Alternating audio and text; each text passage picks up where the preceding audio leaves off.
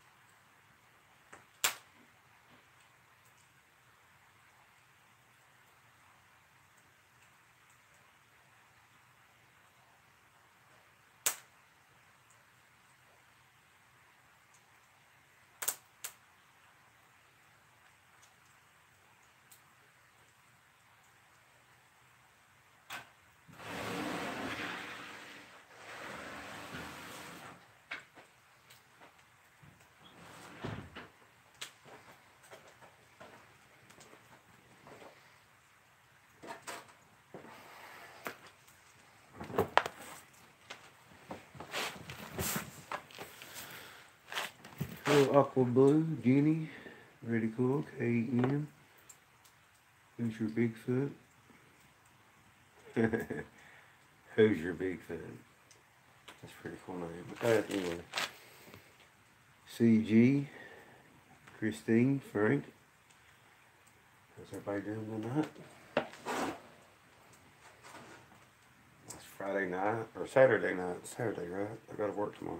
Boy, these vacations is rough. I can't even keep up with the days.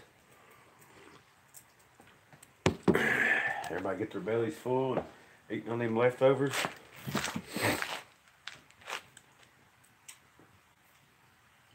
OD.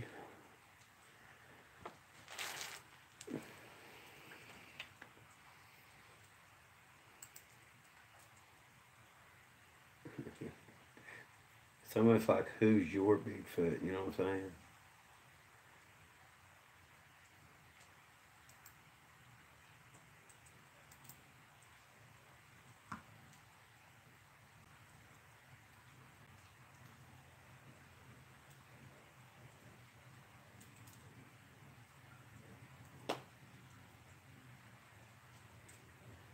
That's that airplane making that noise. Y'all hear that? I'm still looking at these pictures too.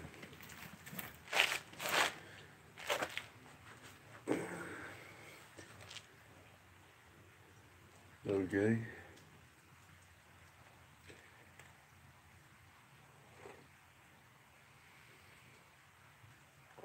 That sounds good, Frank.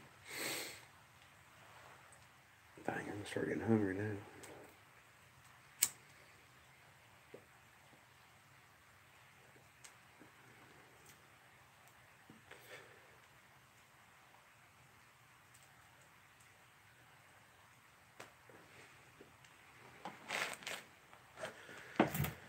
So I don't know, guys. What should I do with the money, with the loot? Definitely want to get another phone to do the live streams here, so I can take my phone with me.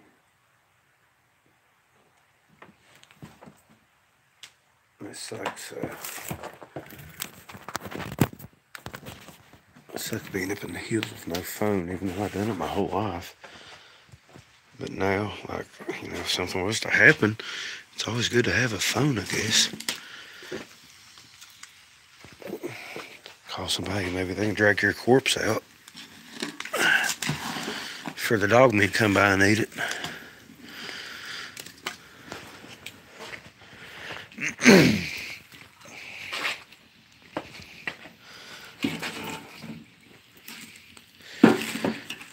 And I was thinking about that, or maybe another drone.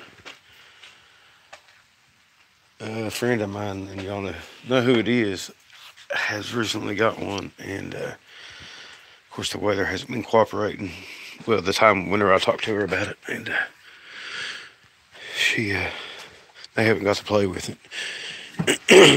So I don't know how it's doing, but it's got features on it that it'll return to you, right? Like I guess it's got some kind of signal sensor thing in it that comes back to the remote, which is cool. That's something I need.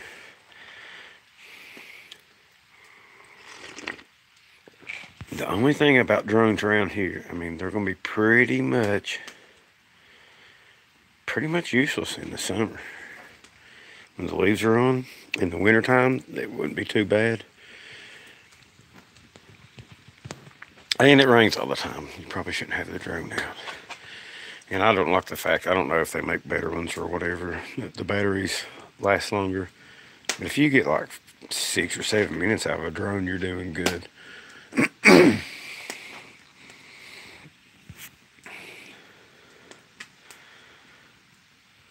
Return home button, yeah, I mean,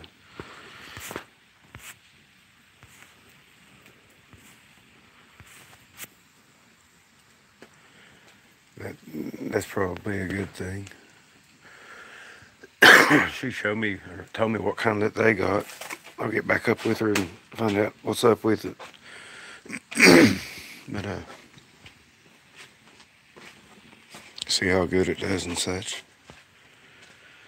Another thing I'm thinking about doing is I'm gonna have to do a bit of the old research on this, but it'd be nice to have a like a little FLIR that plugs into the phone, one of the phone FLIRs. And I've heard people say that they don't do real good at long distance or whatever. But you know, better than nothing. Oh, I've got all kinds of rechargeable batteries. I've got that covered.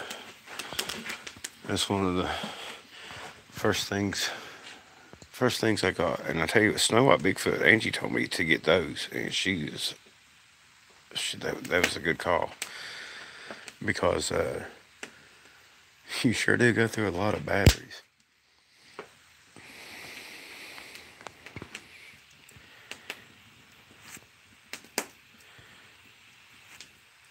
Hello, Miss D.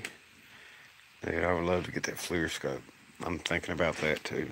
I don't know. We'll see what happens. I mean, it's so far like the YouTube deal is averaging like 120 a month. So yeah, that would be very cool. Which helps pay the bills, the internet bills, electricity. I mean, you got to factor all that in. And then all the toys cost a lot of money for buggering. Which I've got. I mean, you know, I've got a good camera. I've got, you know, this phone's pretty decent. I do want to get another one, though. I thought somebody was going to send me one, but I haven't really heard from him, so I'm going to go ahead and get one. The drone, I mean, I'm just gonna be honest, I'm not a very good drone pilot. Maybe I could get better at it, but I don't know.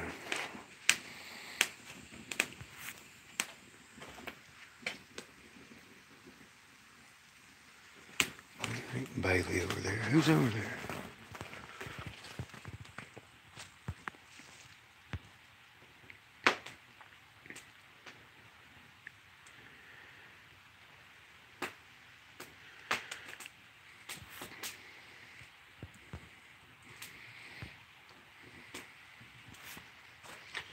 So yeah, as I was walking around today, like I said, it sounded like things getting thrown. It rained today, but it had been a couple of hours, and I think I even heard the bush talk today too. That's the cats. But stuff keep hitting the building, and there's no trees or nothing like that over top of it, so it couldn't have been anything falling out of trees. But it wasn't hitting the top, it's like hitting the sides of it. It's kind of weird.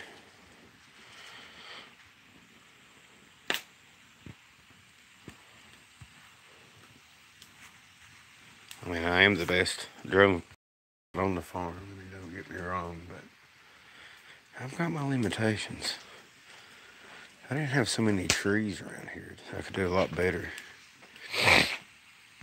But the one I got, I don't know, it was just a cheap one. It was fun while it lasted. I was going to get some groovy video of the leaves whenever they was turning. Unfortunately, one of the propellers on the drone was not turning as fast as the other ones, and it shot like a up and out, and there was nothing I could do about it except for crash.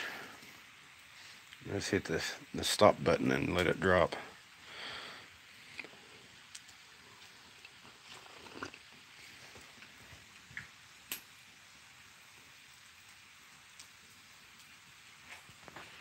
Is that the cat over there?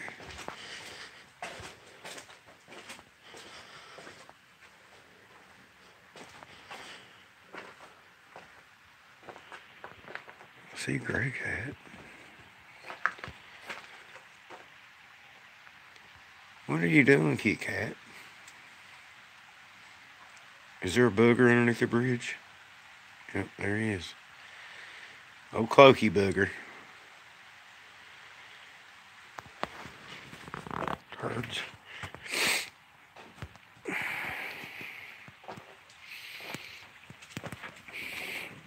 Yeah, and the booger take off the drone or something. We had a drone, and I might talk to her about what kind she's got too. She got some good footage up with hers up at D's.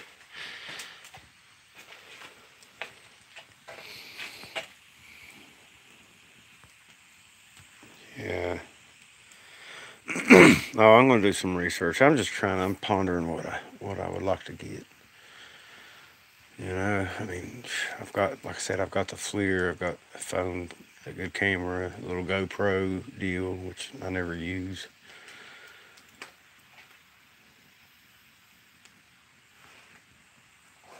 I'm hearing something. I've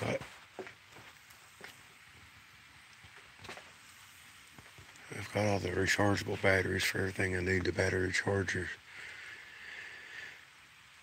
Anytime I buy something, I'll buy the batteries, the rechargeable batteries that go for it.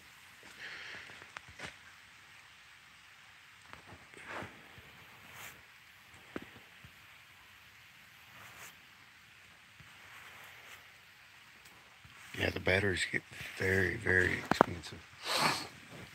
Last month's power bill was like $10 higher than the other power bills, which I had the company down here those few days too. But I did a lot of recharging, so I mean it all costs money.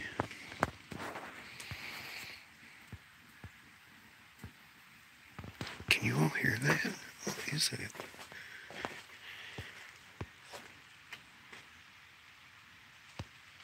It sounds like a little girl screaming. As creepy as that is.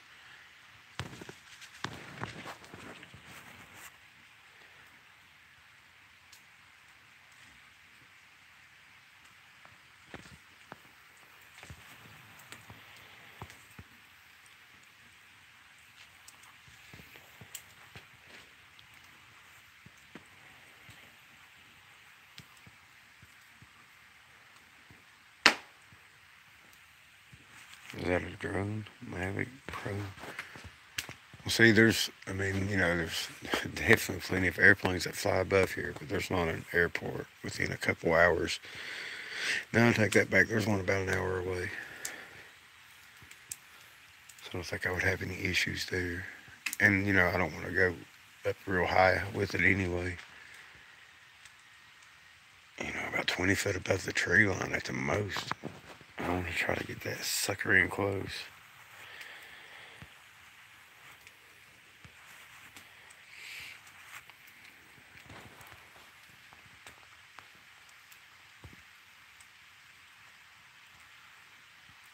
But yeah, I mean, I can pick up a phone, just like a simple phone. I don't need nothing fancy. And just something that I could leave here to do like the live feeds. Still have my phone available. Like, I couldn't do it this week because I needed the alarm on it to get up. I've got a clock in there, but the alarm don't work on it. And I just never bothered getting another one because my phone's got one. Or, with the guy I work with was off of work, people, work might have called the phone, or, just anybody could call your phone. If it's sitting outside, I would never hear it because I'd have it turned off. I have all my notifications turned off on this one anyway. Probably what I'll do is get a cheap phone, put some time on it, and see what kind of signal I can get elsewhere. Because if I can get one of them unlimited phones, then I'll just go with that and do away with this contract deal and keep this phone and use it for the live streams.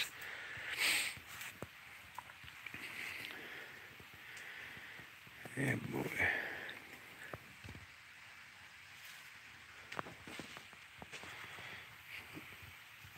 I don't know. That's what we're trying to find out, Sticky Toes. I think it's the Booger Man, to be honest with you.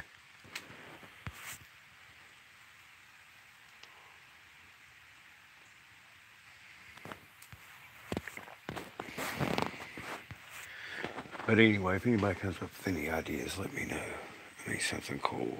Let's try to think out of the box here. I'm too tired to think right now, though, is the problem. Getting up early is not my specialty.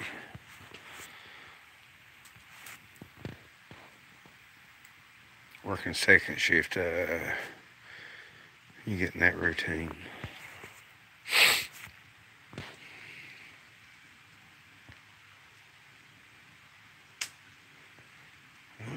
I don't hear the screaming now. I'm gonna walk back over here. It's like like a little kid or something.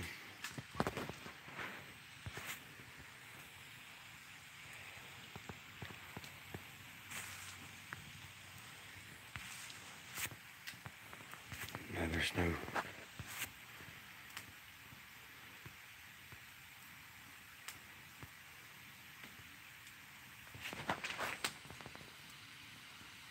I think I was growled at today too.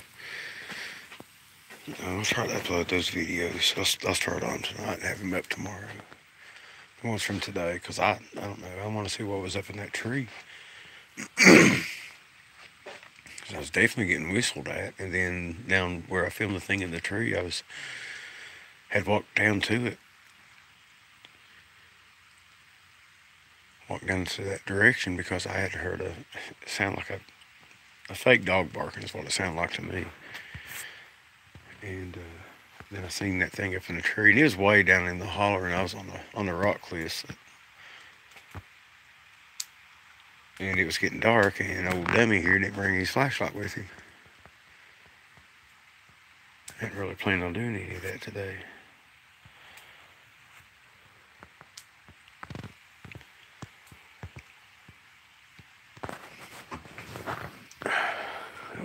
I'm just going to sit down and listen.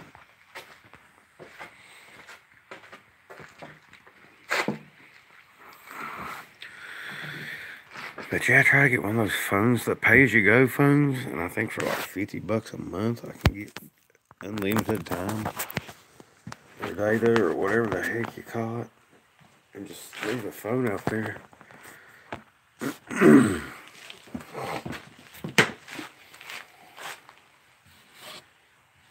They did have a thing at Tractor Supply that I think I could rig up, like a little, maybe like one of the big square flashlight battery type deals. It's about that size. But it was for a game camera or something. I think I could rig it up to make a phone run off of it.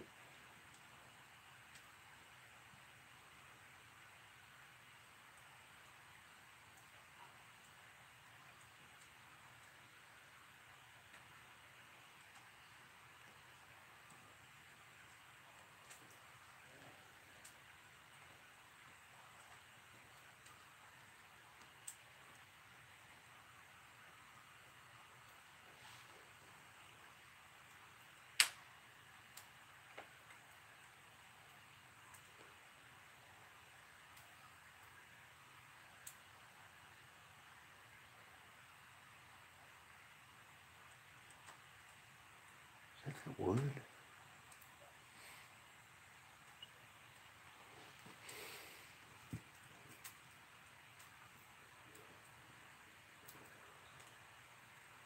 Yeah, this is my place. It's mine. Mine, oh mine. Man, that coffee went quick.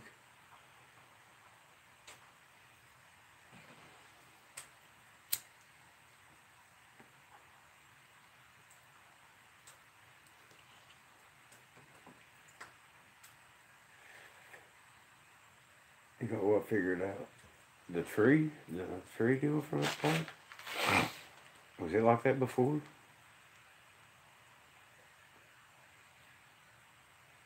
Oh, that's another thing. Pam had a parabolic dish.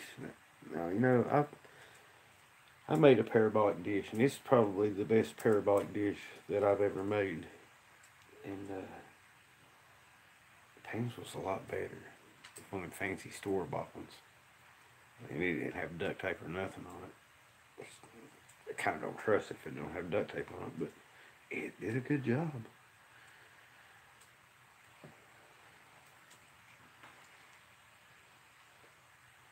It's actually nice out right now. It's probably in the lower 50s still yet.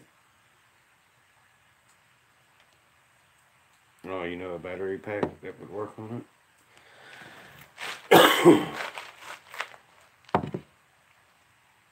I mean, I've got one of the Halo deals, but those, you know, have limitations too. I'm talking about setting the phone down and walking away for maybe a couple of days.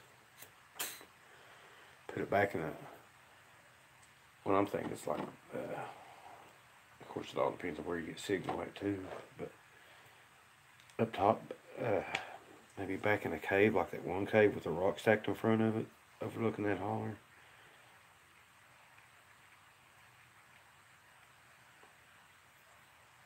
Yeah, it's pretty good. Pretty good parabolic. I think if I had one like Pam had, I could rig it up to make it really, really nice. We had it rigged up that night. We went up on the hill, and I used a stick. All right, I ain't gonna lie about it. Just use a stick, and you're fine. And then you got like that kind of walking around parabolic mic.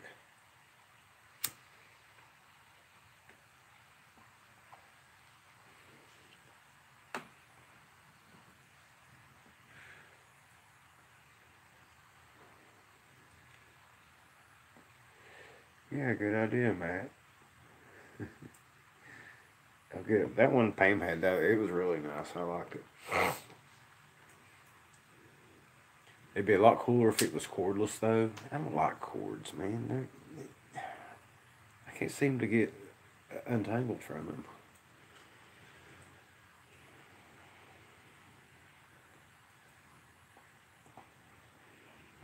Yeah, I think I'm gonna have to make another cup of coffee. And maybe get a jacket on. It's still getting cold. Bailey's gonna get to go boogering again. Hunting season's over. Which reminds me, I got Bailey from my cousins, right? Their excuse was she eats too much. And I think I put on here once before that Bailey's mom had died. Well, at Thanksgiving dinner, well, they got 4 kids, but one of them wasn't there. Kid from an earlier marriage or whatever. But all of them was asking me if I had Bailey and could they have her back. Right? I mean, it was kind of awkward. I was pretty much like, no. Get your own dog. And then they would give you the sad looks, and then they would look at you like you're the bad guy because you want to give them the dog back. Yeah, I'm not giving Bailey back. Are you crazy? I might offer him a booger and cat. I don't know. I mean, if I can part with one of them now, I've got too much time, money invested in them.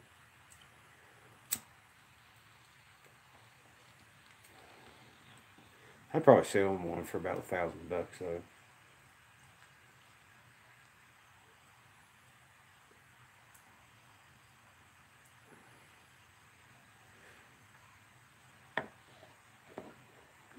No, I can't get rid of Bailey. Nobody watch my channel then.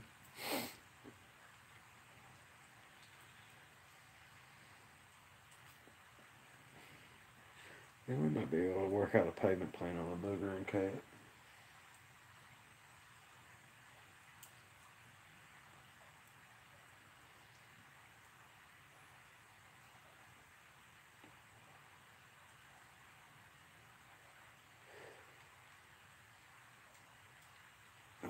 That's what I figured, Sissy.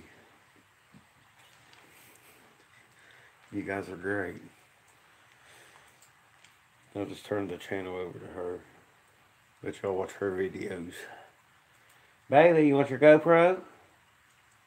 Huh? It'd mostly be her laying in her doghouse.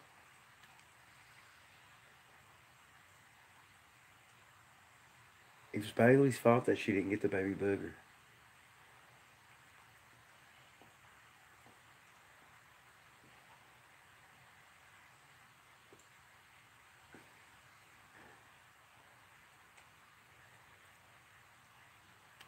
I could get Bailey her own phone.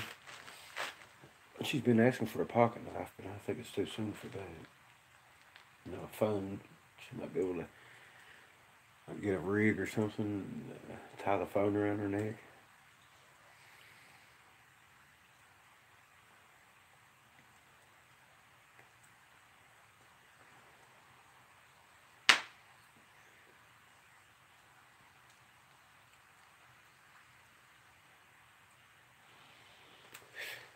Yeah, Bailey got a whole huge bowl of everybody's leftovers and the turkey carcass.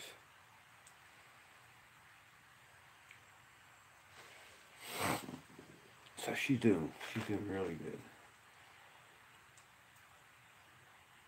While she was distracted with the leftovers from the big bowl, I put the turkey carcass up there so the cats could eat on it. What was left of it.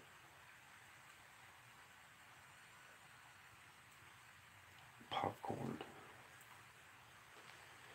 But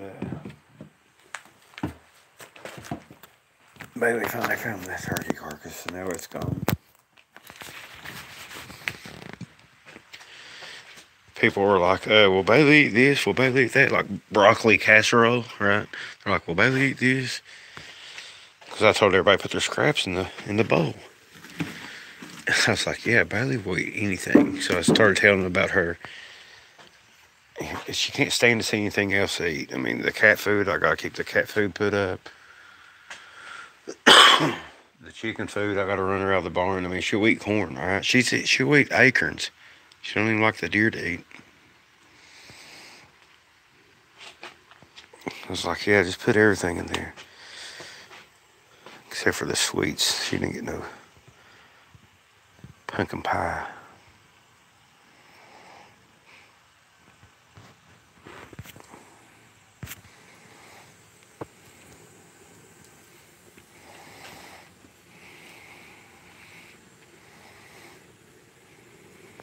Persimmon pudding. Oh man, I bet that was great.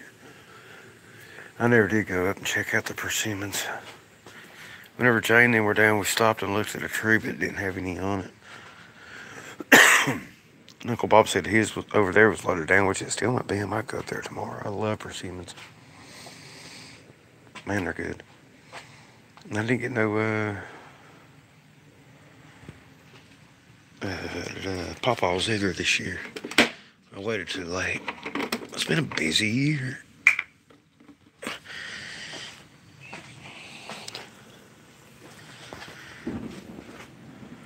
Come out there.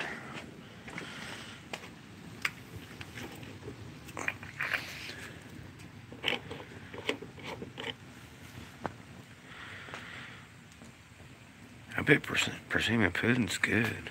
Sounds like a good idea. Somebody ought to get a Nobel Peace Prize for coming up with that.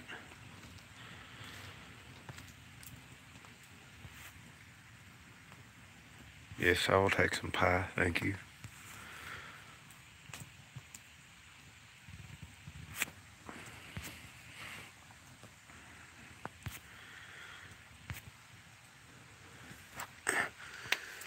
Only dessert thing we had left was it was pretty good. Somebody made like I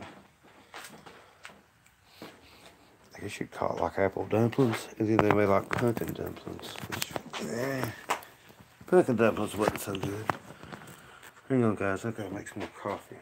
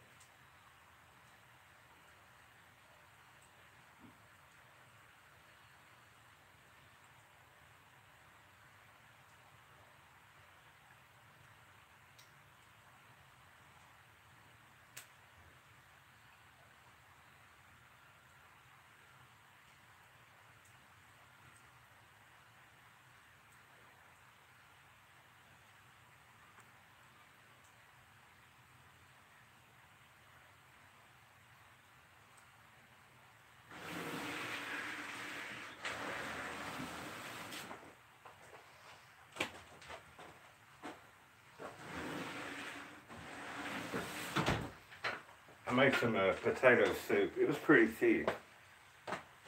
And I know I shared the recipe in the Messenger chat thing. But man, you talk about good. I hooked mine up too. It's like eating a baked potato but in soup form. Bailey, share that pizza. Kitty cat. Poor kitty cats.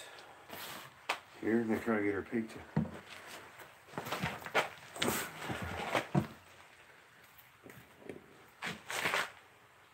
But you take and you like cut up your potatoes, and I think I use like 8 or 9 potatoes and an onion and a half, and I use sweet onions. And you take like 2 cans of either chicken or vegetable broth, and I use chicken broth, and put it in a slow cooker, like a crock pot type deal,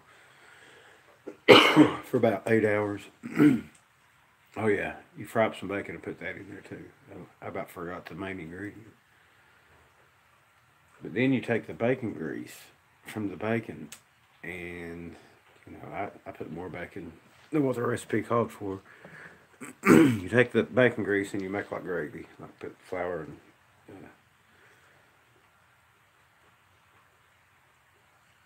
what was that? Flour and milk in it. You make like a gravy, then put it in there and let it all absorb and cook up for another couple hours. And I put, I think you're supposed to put milk or cream or something like that in it too. But I put sour cream in mine and extra sharp cheddar cheese. Oh my god, it was so good.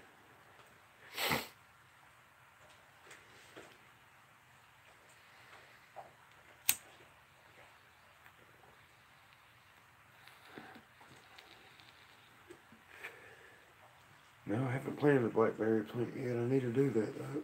I might do that tomorrow. It rained this morning. It poured rain. I didn't even. I went up to my shack, but I went up there late. I just couldn't get motivated this morning. And then I got home and can y'all hear that? I got home and started working on the barn a little bit, and then I went back up this evening. So yeah, I did get that done. My list keeps getting longer. It's great. Oh, it's very good. Very good. It's like a baked potato, but like in soup form. It's awesome.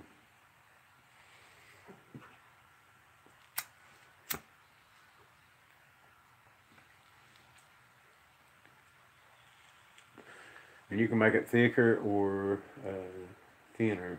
I mean, you can put more chicken broth in it or put more, like I did. I put, instead of milk, I put sour cream in it, and then I made my gravy pretty thick too.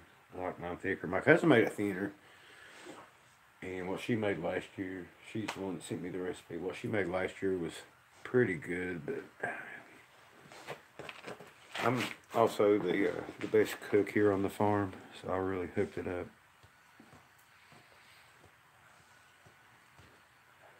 Yeah, cinnamon pies are good.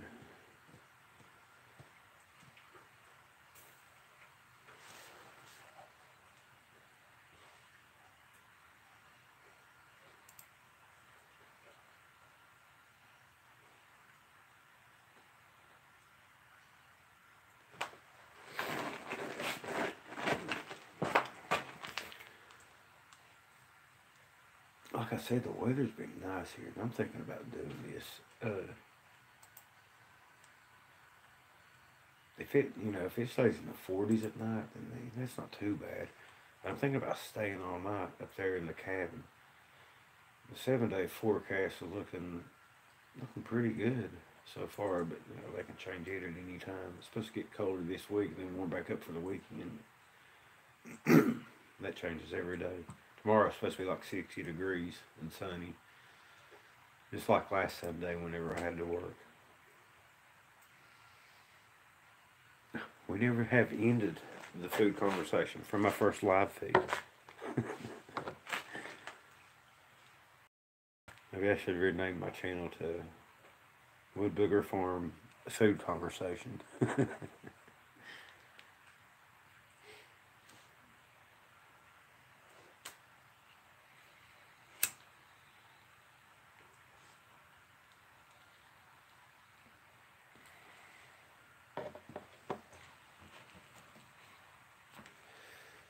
Everybody's got to talk about their Thanksgiving meal, though, right?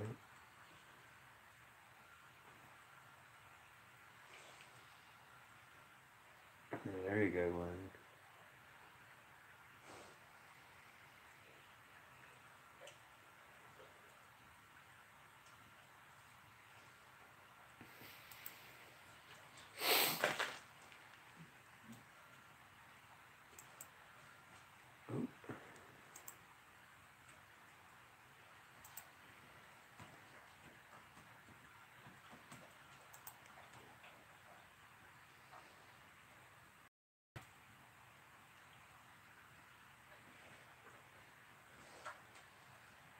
What was all this security stuff? Oh, good grief.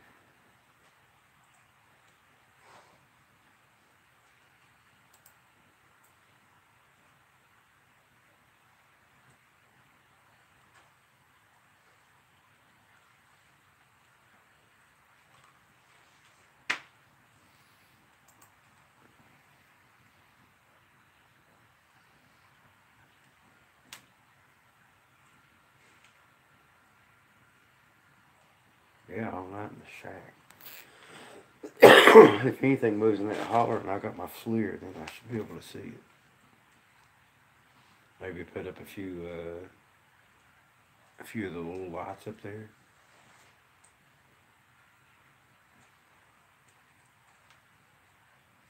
But I don't know. You might have to wait till spring or something.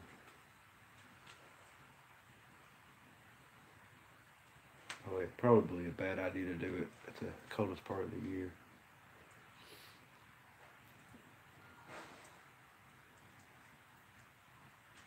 But I would like to do it before the leaves come back on.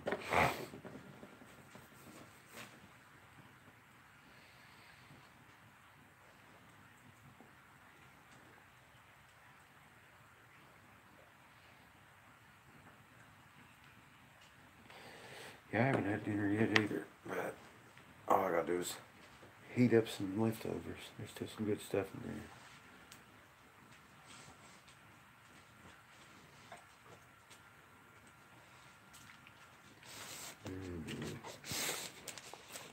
Really good. Hello, baby. You come tell everybody hi. I need to get my scissors out and trim your hair off it. Yeah. She's been shedding, getting her winter coat in, making a mess. You want to go live with Cousin Danny and then his brats again? Huh? You want to stay here? Where you starve to death? Say, what do you want to do?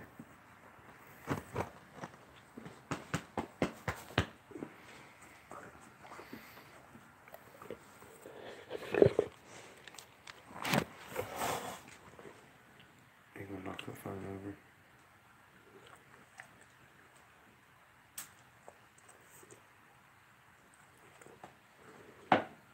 They tickling? How you have teeth in the wintertime, baby? They put that treatment on you too, don't they?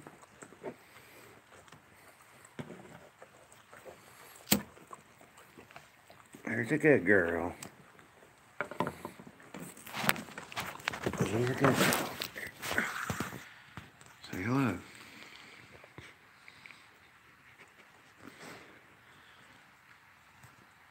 Say everybody was talking about food, so I figured I'd come over. Was you worried they was gonna eat without you? Huh?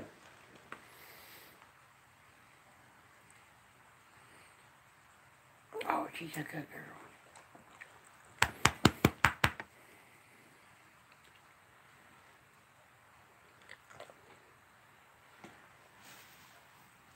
Bailey hasn't been eating her dog food. She's been eating deer meat and turkey leftovers. Haven't you? We'll have to get your heating pad in there for the cold weather. Yeah. Maybe you can hatch out some chickens while you're at it. And then you'd eat them.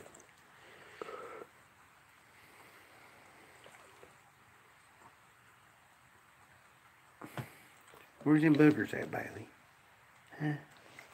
Where's them boogers? Boy, she had a blast. The boys were down here and they played with her. She kept knocking them down. It was funny. She don't understand that she's a monster. She thinks she's a lap dog, don't you? Oh, I wasn't talking bad about you. Really.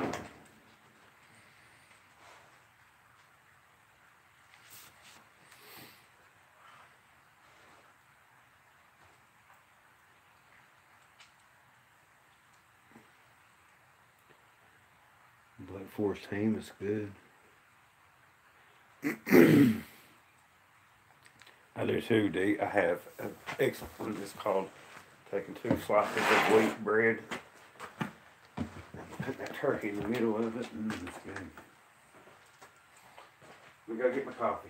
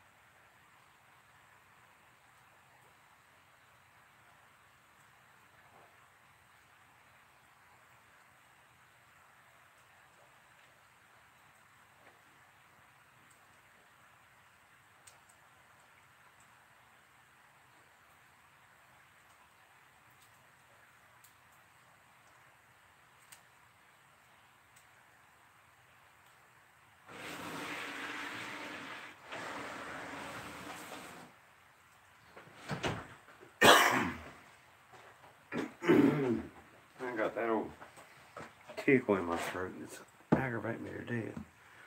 Especially whenever you're hunting.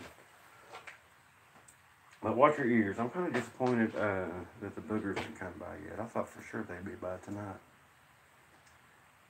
then they might be here just being quiet. But I'm going to say howdy to them, so watch your ears.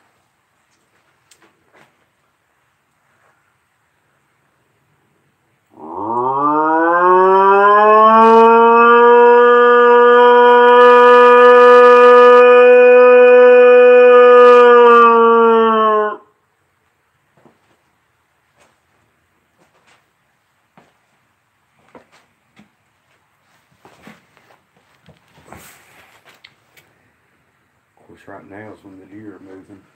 So they might be.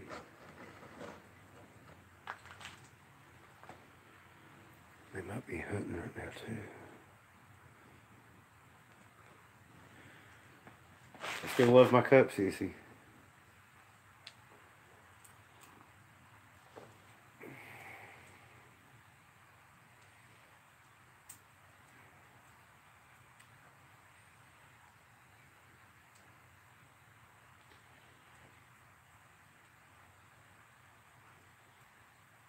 Mushroom. I like my steak to be deer steak with I like the green bell peppers and the red ones and the orange ones and onions. That's my deer. My favorite deer steak recipe. But the one you're talking about, Uncle Bob makes one that's really good like that.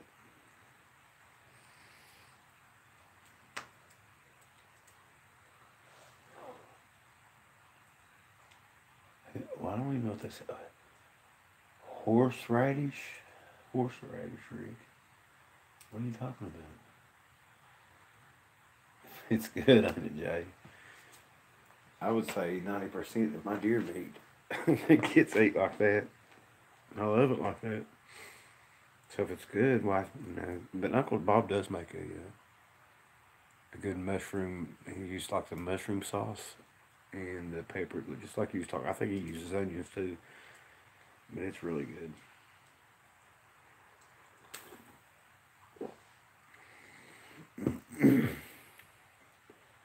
I don't put no ginger in it. I put Greek seasoning and I do use some soy sauce and steak sauce. Horseradish for the tickle in my throat. Ah, I have to go find me some horses, I guess. My buddy's got them horses. Where do they keep the radishes at?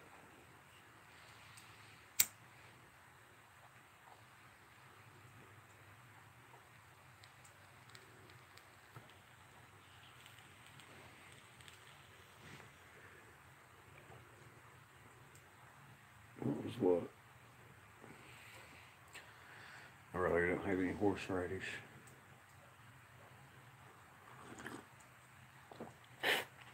No, that's where they keep their horse apples at.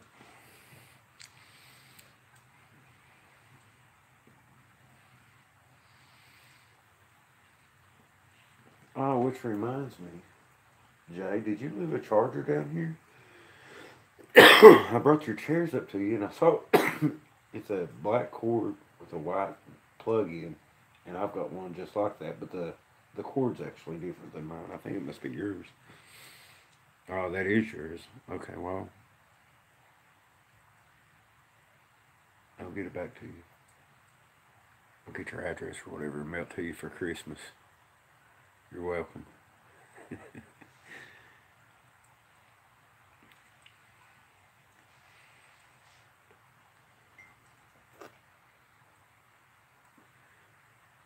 My sister, she's a bit ornery, right? I don't, everybody in my family's ornery. But anyway, one year she stole my brother's remote for his TV and wrapped it up and put it underneath the tree like a month before Christmas. He opened it up for Christmas. It's pretty funny. It's pretty ornery though. Imagine losing your TV remote for a month and getting it for Christmas. I don't have TV anymore. I guess it'd be the equivalent now if she stole my mouse.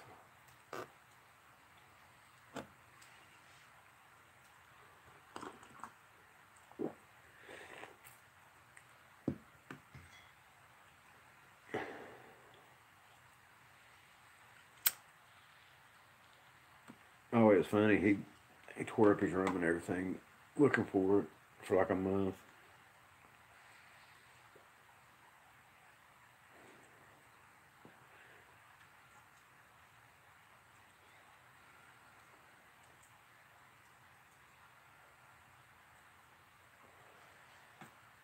Payback? No, he was the youngest. He got picked on a lot. We used to do silly things as kids. I don't even know why he likes us now.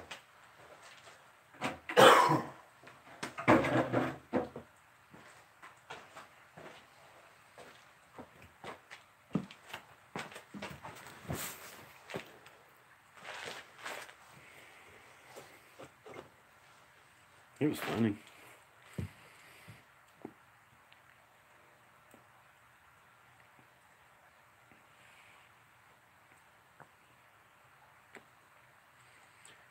I guess the youngest one will be the toughest one or whatever.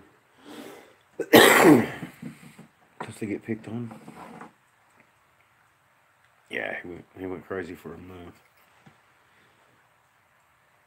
I guess she could have done it like a week sooner or something. It'd been bad enough. But a whole month.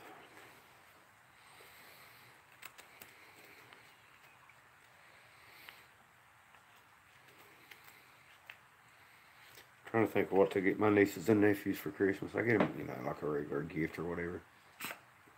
I always like to get them a gag gift. We give them a can of beans one year. That was pretty funny. Last year I gave Isabella a chicken foot. I had plenty of chicken feet that I could give out.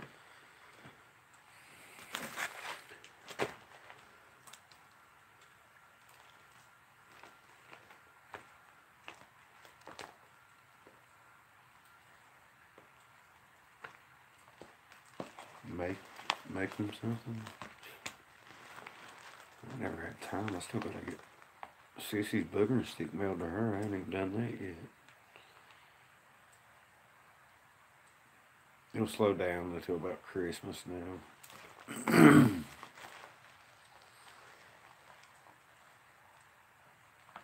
I'll be able to get some things done around the house, hopefully. Be too cold to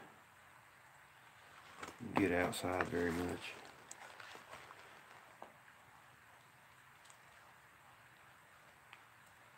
My stepdad's making her a bed. She don't like her little,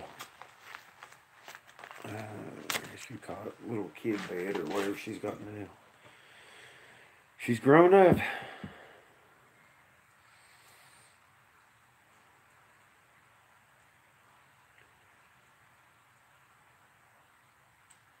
That's pretty cool, man. You'll have to come and get it, Cece. How about that? Maybe this spring. I'm planning on going to Oklahoma. I might swing by Texas.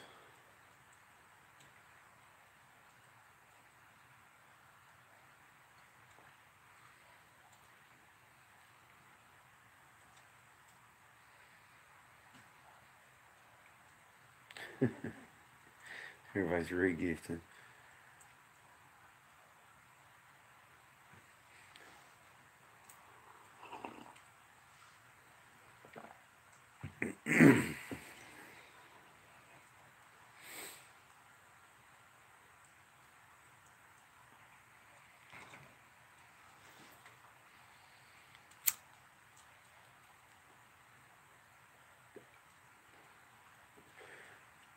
Yep, good enough, Susan.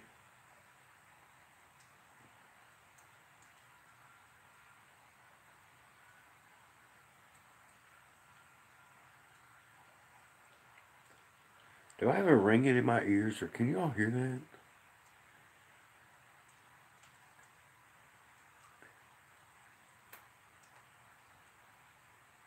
I don't hear it now, but it was like doing that screaming thing again. Like right on the edge of my hearing. I don't hear it. Every once in a while I'll do it though.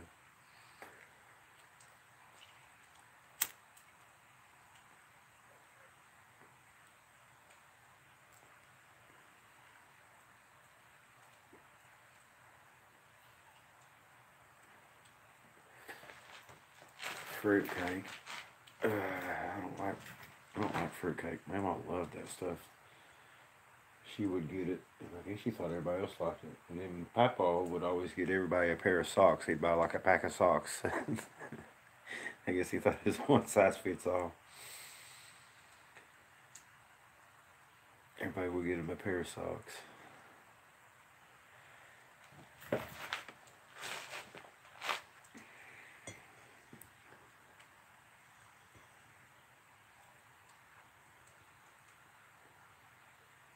Yeah, but like my left ear, it's like, I don't know, it sucks. Sounds like them cascada bugs all the time.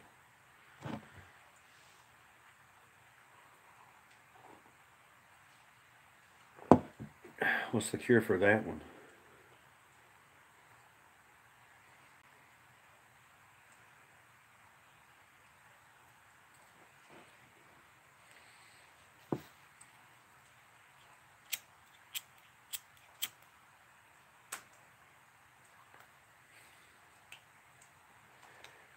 Uh, my brother had a pair of shoes that had like toes on them. I guess they's like running shoes for like the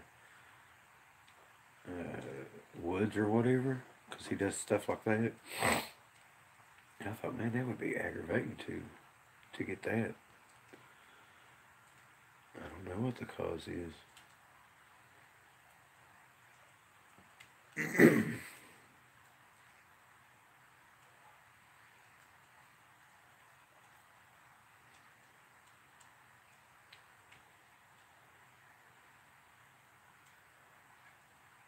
So you stick $3 in your ear?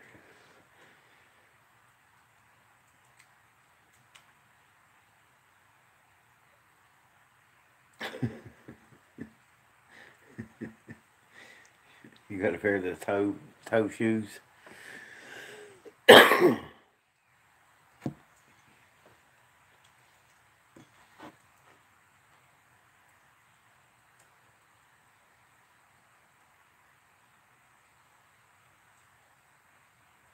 It's constant. I mean, it's all the time. Mucho rain.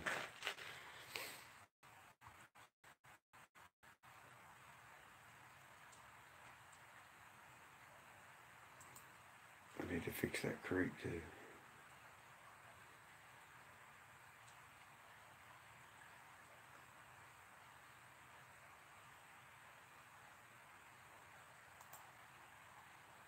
Whoops.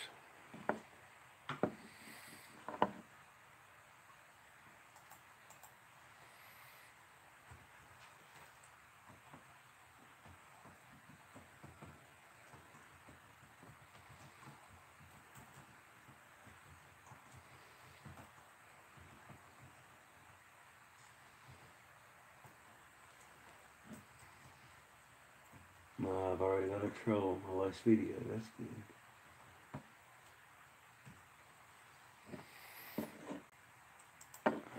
Trolls. Here's one with a stick in the shack.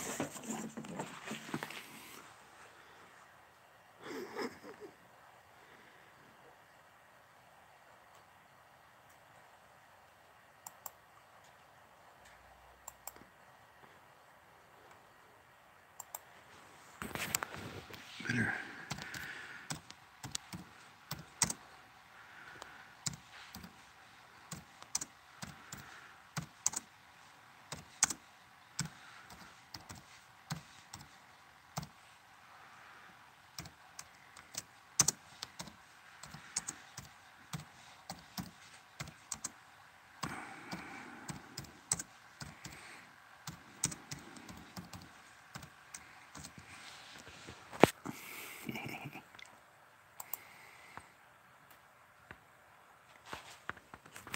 Thank you, old buddy.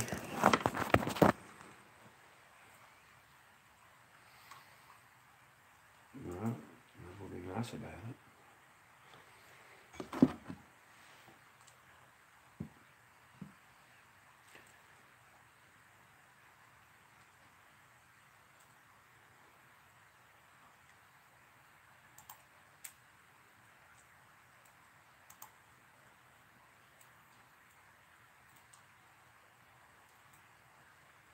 doing? Building a wall around Anthony.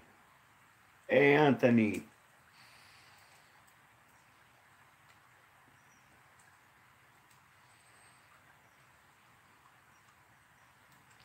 Yeah, mine might be caused by maybe shooting the guns. Maybe shooting the guns a little bit too much. I don't know.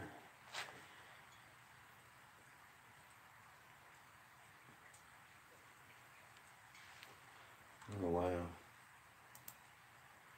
You guys are awesome.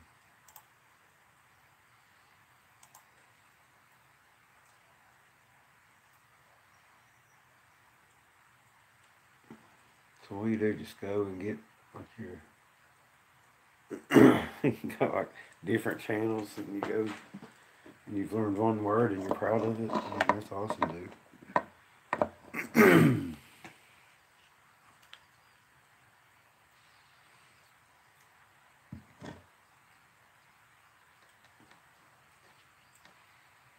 Don't forget the thumbs down. It helps too.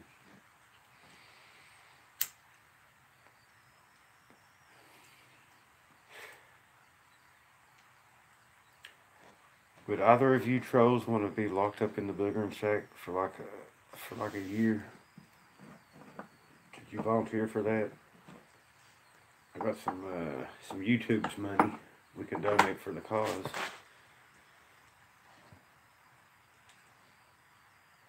Oh, Ronnie. I think it was Ronnie, you guys. Ronnie. Hablo Espanol.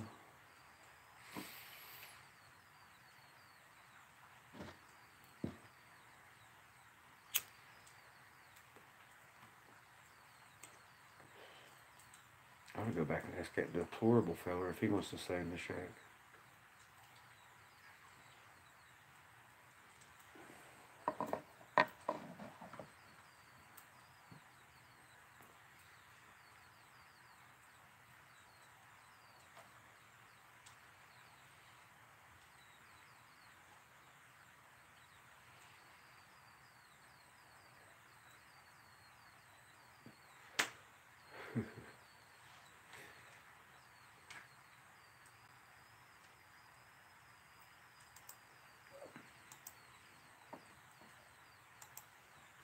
I haven't even looked at the games, Frank.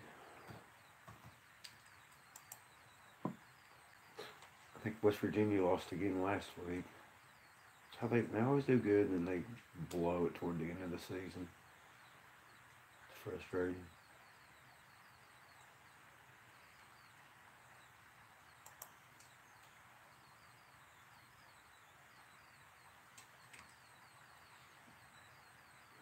Any upsets?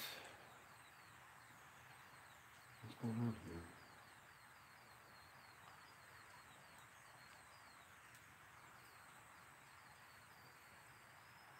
Oh, good grief. They lost again today. West Virginia did.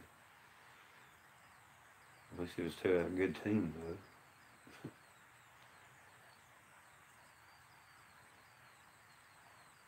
though. Ohio State murdered Michigan.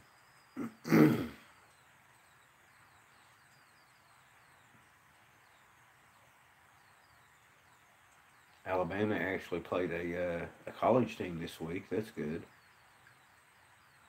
That make y'all sick? They haven't played nobody this year. They're number one. It's crazy. Notre Dame, if they win one game a year, they're in the top 10. Right? It's ridiculous.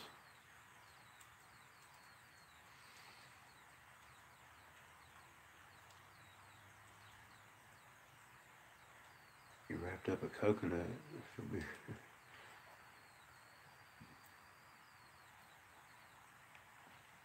Oh, that's a good gift. Coconuts are good.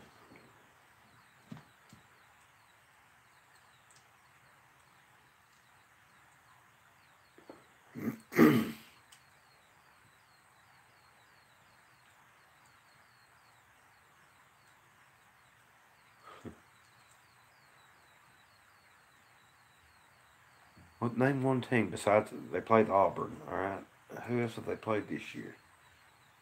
I think they've been playing high school teams, actually. No, it's been quiet since I got home this evening. However, right now is the peak. Did they play LSU? I must have missed that one. Can you name another one? Right now is the peak time for the deer feeding, so they might be busy doing that, eating and such.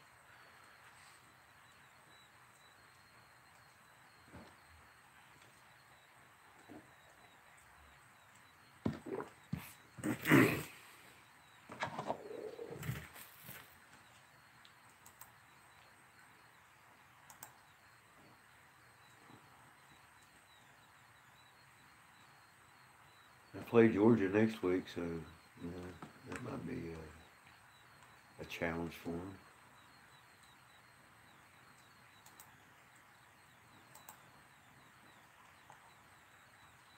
I mean, listen, it's Mercer. Who in the heck is Mercer?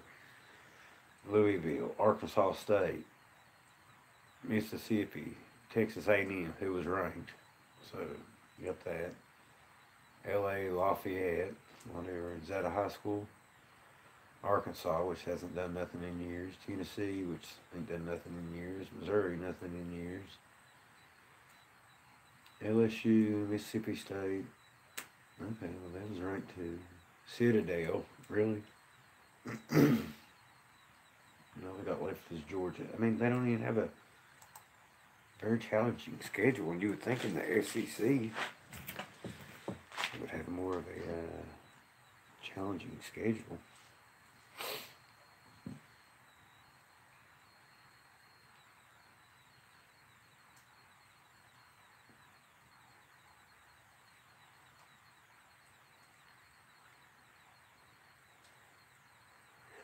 Yes, they did make their schedule. Who do you think makes it?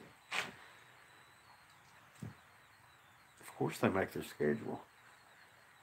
Somebody in the athletic department makes the schedule and they sign contracts and everything else. Now, perhaps they can't help it that the teams they play are unranked and all that. But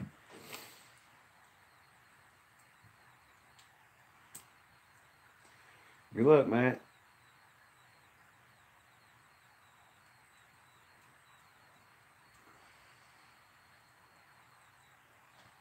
That boy's a fishing fool.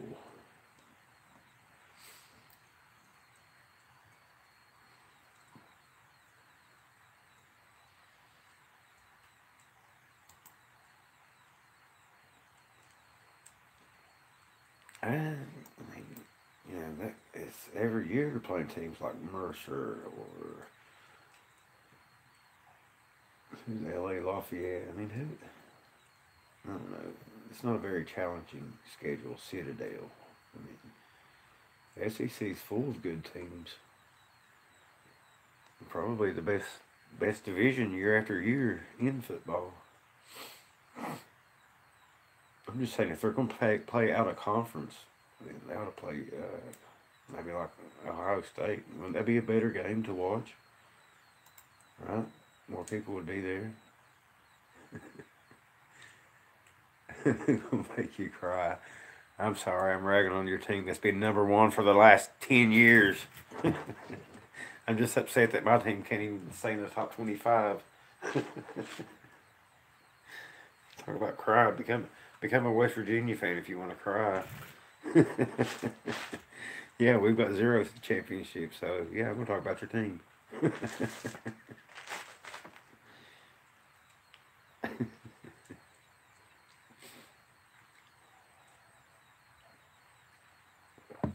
At least West Virginia don't play high school teams. I'm kidding. They do play high school teams too. They got all these big schools play these little schools that you've never heard of, and I mean, I guess it's good for the little schools, right? But I mean, wouldn't you rather see like West Virginia and Alabama play? I wouldn't, because I know the outcome of that game. But I mean, wouldn't it be nice to see them play the bigger schools? I mean, it'd be more fun for the fans, I think. They just want to build up their stats and build up their scores and all that good stuff. And it's not just Alabama, it's all of them. I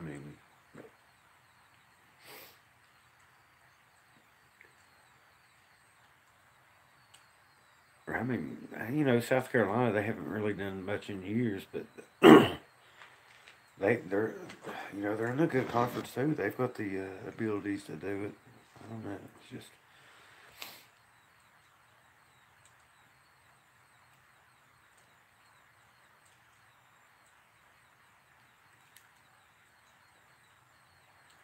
53-3 record.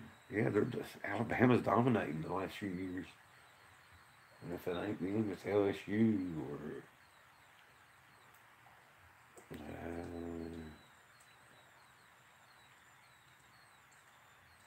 Georgia. Yeah, they're. I mean, year after year, they're a good team.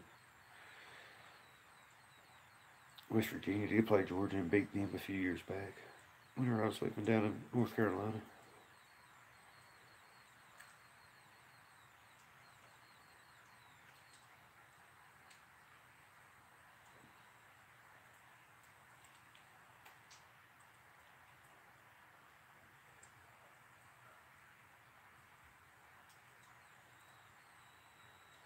A big thump today too. I think I got that on camera.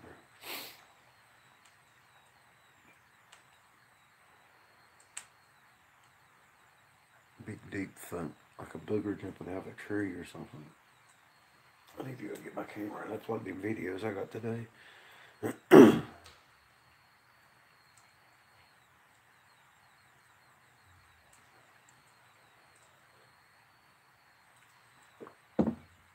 I think Georgia and Alabama play next week, right?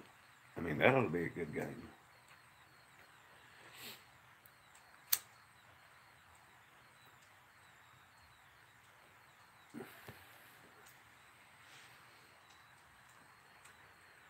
Really, just now?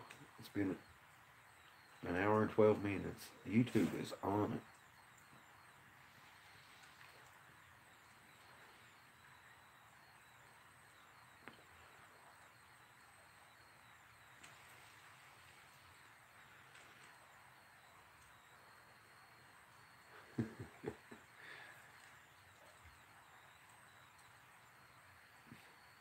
Yeah, good, ready, cool. I'm still going to talk about your team, though, because I'm jealous.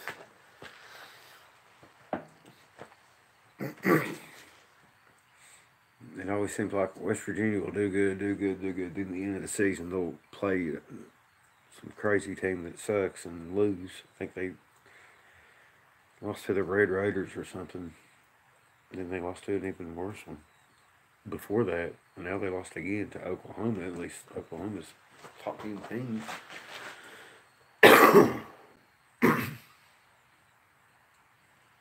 Nah, that's probably a leaf. Yeah, those are the leaves on the bushes.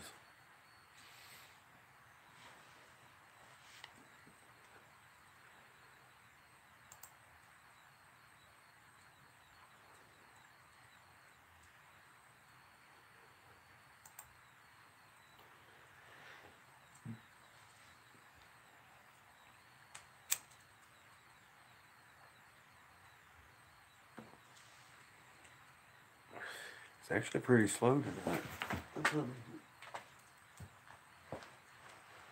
8 o'clock.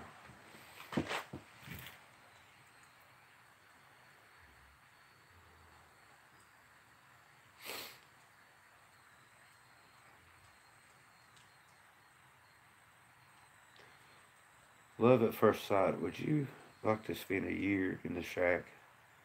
I mean, seriously, could you do that for us? We're looking for a troll that can put their money where their mouth is. We'll feed you and give you stuff to drink. It'll be nice.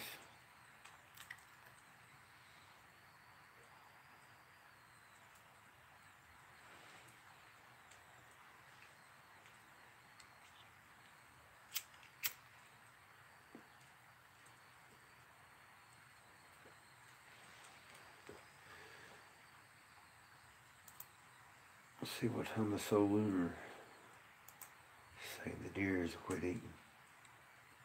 That thing is dead on for deer hunting. Anybody that deer hunts should go to this site.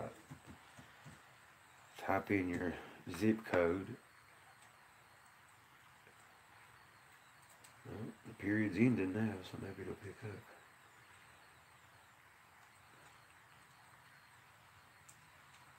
It's really made a believer out of me. I didn't think that deer went by the moon phases to feed. I mean, you know, fish and such do that.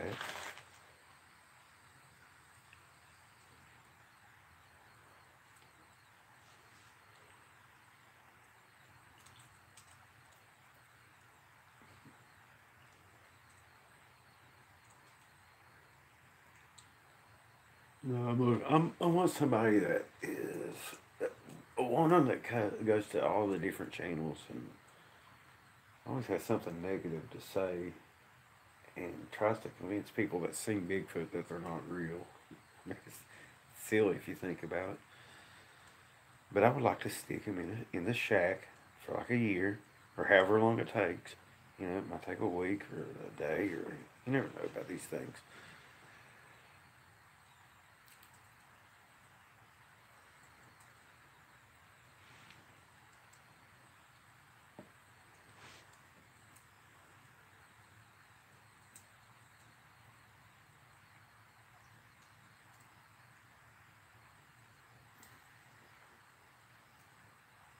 No, I did make a video.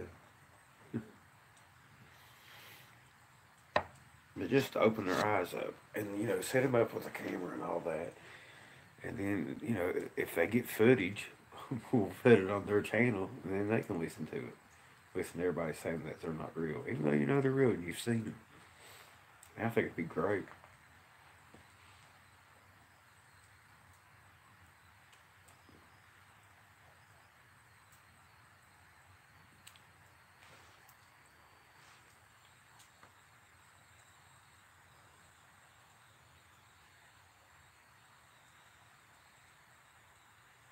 Well, there's your problem.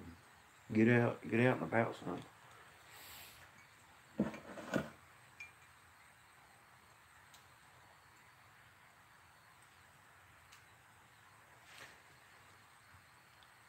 I try to control the viewers like this. Bam.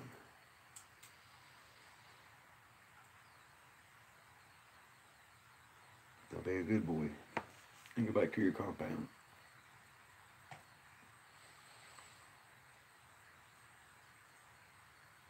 And thank you for your service, if indeed you really are a Marine.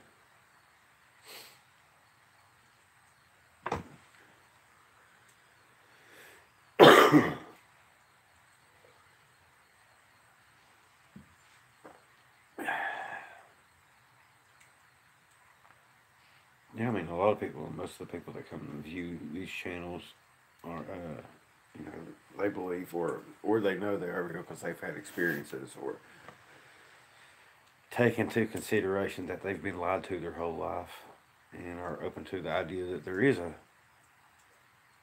tall, hairy monster running around in the woods. What I'm talking about is the people that, you know, are closed-minded and they're sheep and they listen to what the powers in charge tell them, whatever it might be that they're telling them. For example, this time, the boogers aren't real. Then they go to somebody's channel or several channels. I mean, you see them on all the channels, telling people that they're not real, even though these people have seen them with their own eyes. All right. How? I mean, it's so silly. How are you gonna tell somebody that's seen them that they're not real, right? I mean, that would be like saying, "Hey, a cat's not real." Yeah, they listen to fake news. I mean, they can't think for themselves. I would just like to put those type of people in a shack until they do have a sighting. Give them a camera. Let them videotape this sighting, right?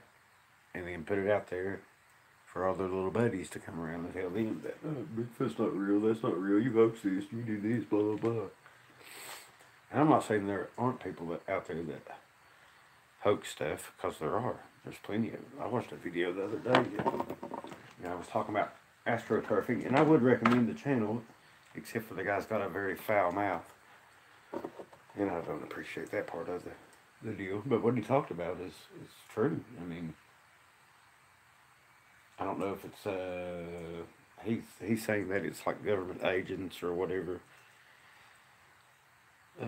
getting into the community just to make us all look like a bunch of idiots, because you got people that come out with wild tales, and I'm attacked every time I go out, and this and that, and you know what I'm saying. It's just not, it's not real.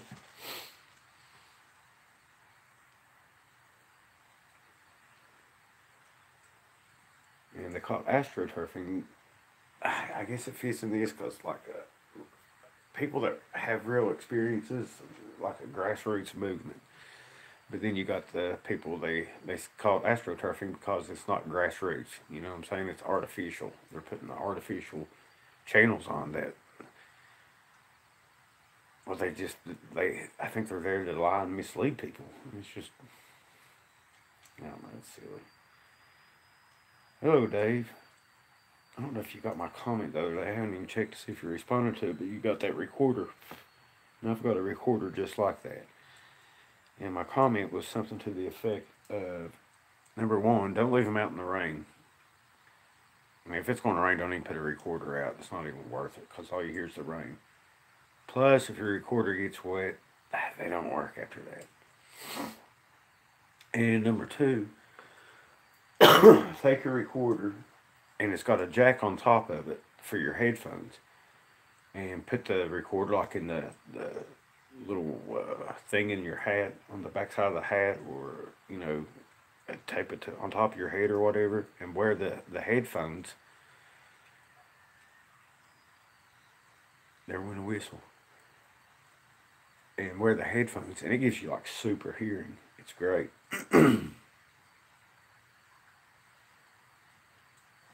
Oh, we got another troll too. No, I didn't even.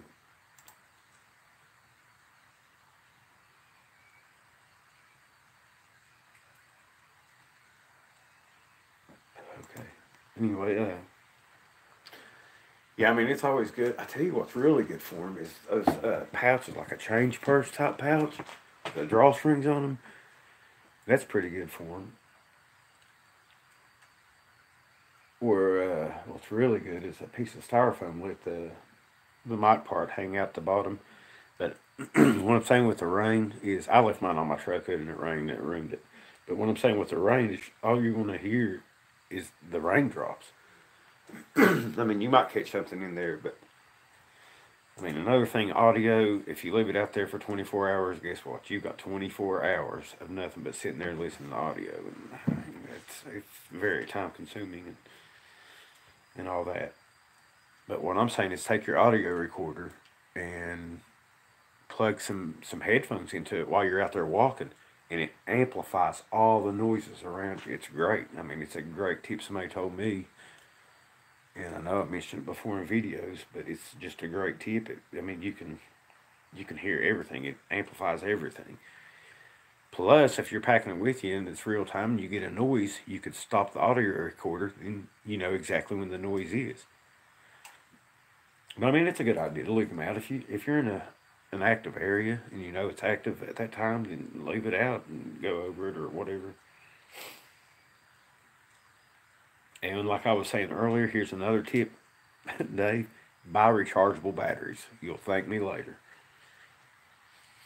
For whatever, like the recorder, I know the one you got takes AAA batteries. Buy you AAA rechargeable batteries for it.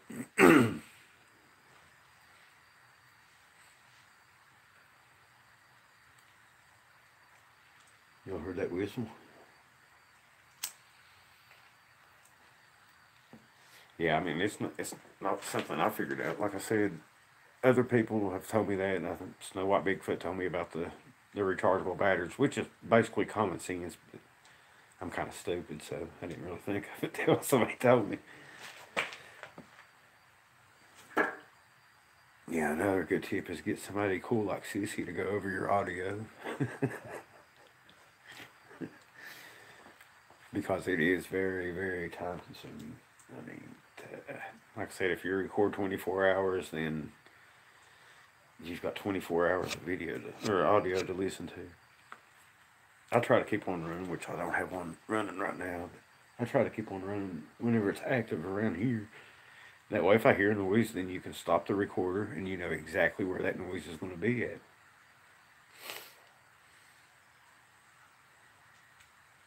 Yeah, there you go. Like if your kids are mean or something, you can make them listen to it. There are programs out there, and Bigfoot Research, all one word, is another good channel, and she's got some awesome, awesome audio recordings. She's got some very good ones. And she gave me these sites before. I wish I had you on Messenger, Dave. I'd send these to you. But I'll put a link in the chat. One of these, it's either this one, this link here, or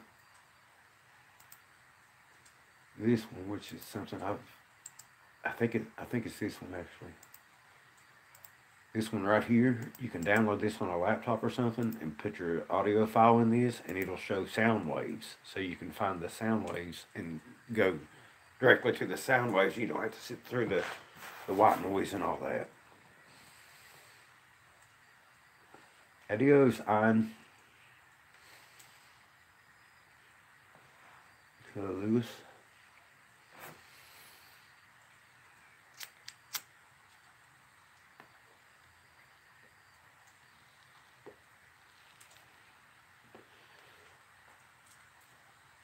But yeah, I know that one side it shows.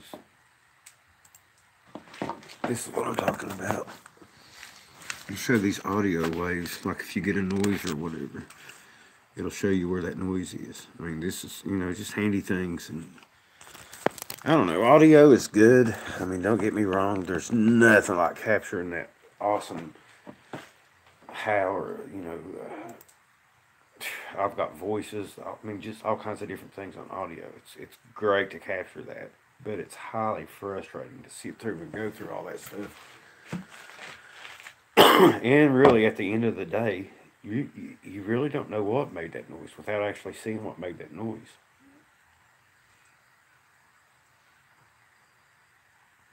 And another thing I do is like there's another site, and I'll put it on here too, that you can compare noises to, because and don't take this the wrong way, but I was watching one of your videos. You was talking about a noise, and honestly, I think it's a deer doing a warning signal. They blow like that. It's a warning that deer do.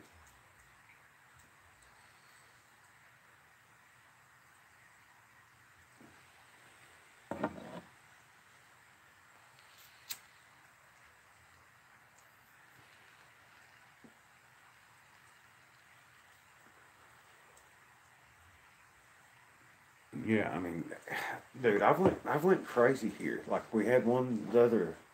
It's been a couple weeks ago, I guess, but I've never heard that noise here. And it turns out I think it was what's it, like a little weasel thing, something cat, Fisher cat. That's what it was, and that's what it sounded like. I finally found it, and if you get a good bunch of people like I've got for subscribers, and a lot of them are here on the channel right now. They'll help you out. I mean, you might get some like Lady in the Woods or Cece Lawson. That'll just drive you crazy, but it's all part of it. And you gotta love them anyway.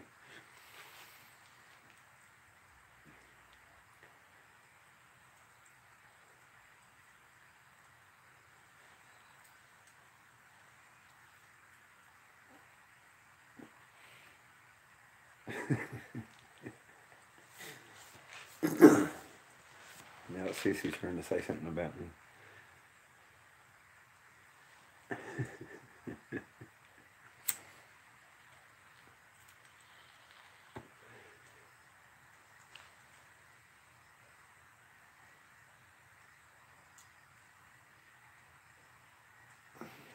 Trolls are really out tonight.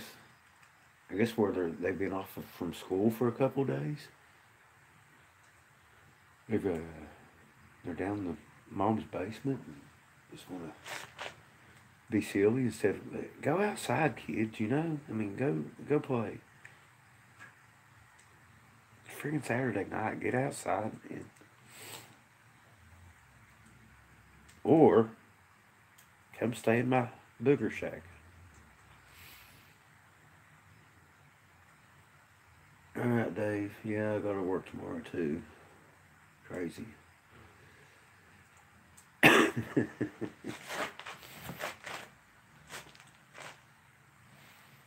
Yeah, you got your first troll. Congratulations. Wait till you get a stalker.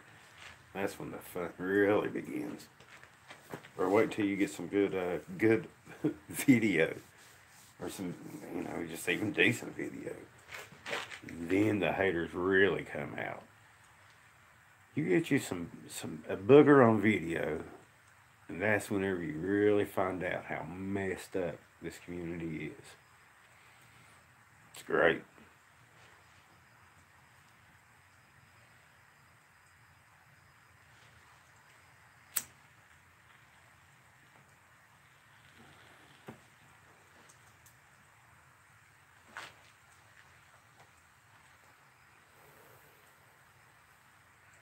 You'd stay up there for a week or a year. They come and go here. It used to be like last year and the year before that. It seemed like they was on a schedule. But here's another tip: anytime you think you got these things figured out, they will show you how wrong you are. I mean, they'll totally change it up.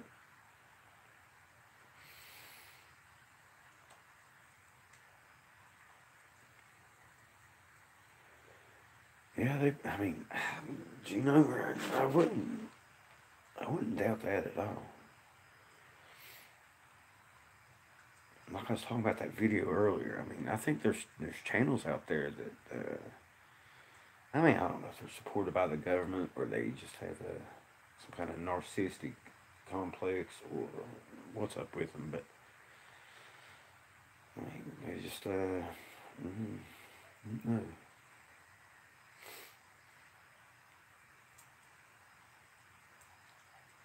But I definitely think there's some kind of misinformation type deals going on.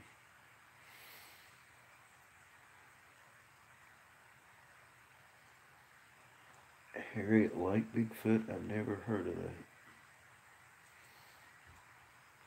See you later, Jay. I'll mail you the charger thing. Man, it's getting cold out here. No, I'm not familiar with anything in Oregon, to be honest with you.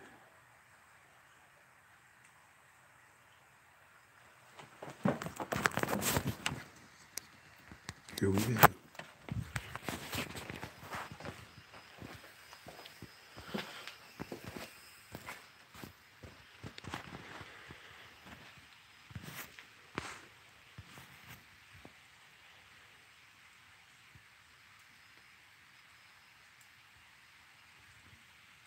Watch your ears.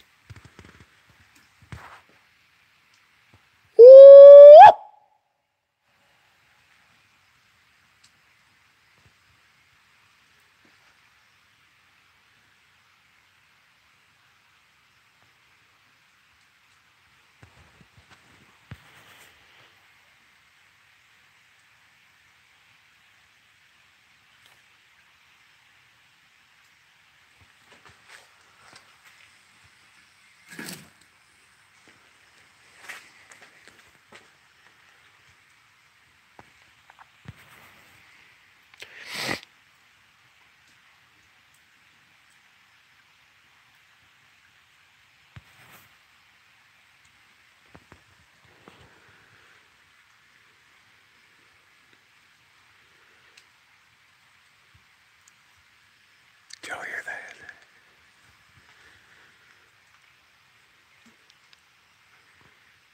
Feeding time's over.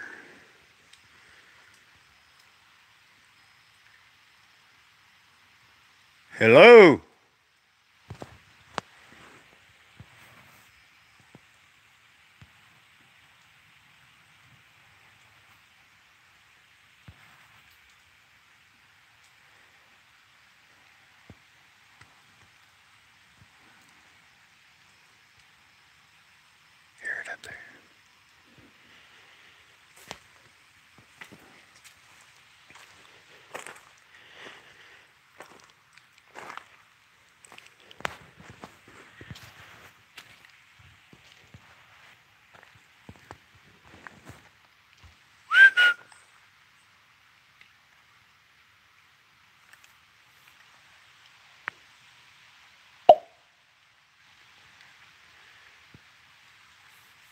Y'all get your deer?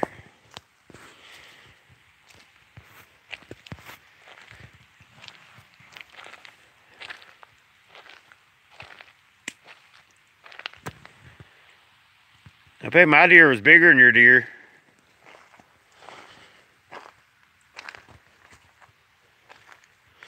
So far they ain't brought me a deer this year.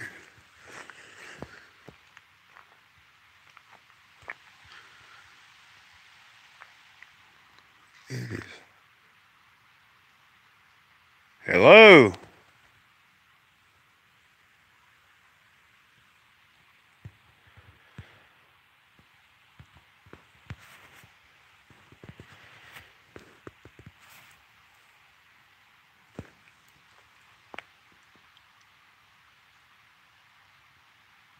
Are you gonna bring me a deer?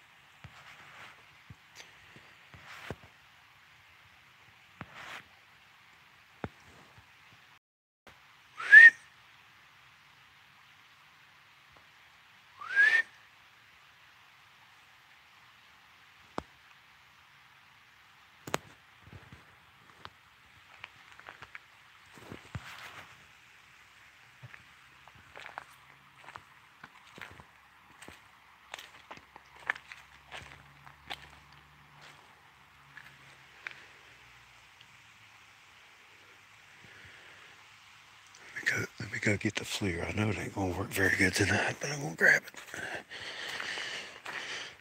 It's too foggy.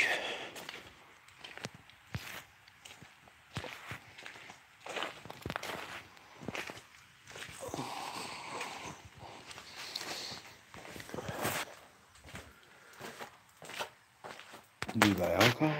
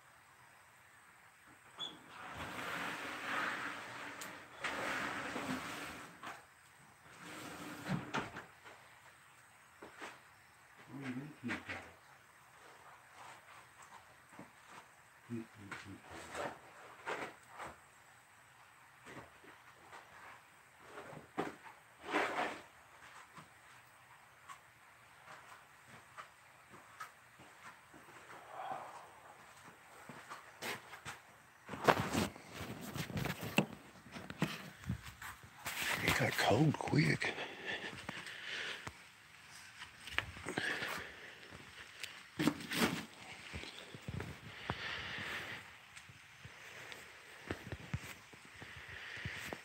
Okay, grief, is there even more trolls?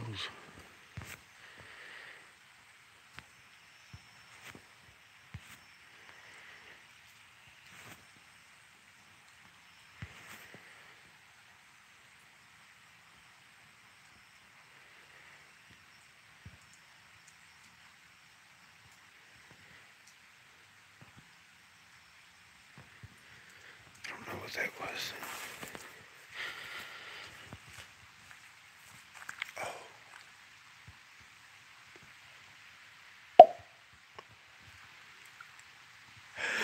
Did y'all hear that? They returned my pop. Hello? Can you talk to me?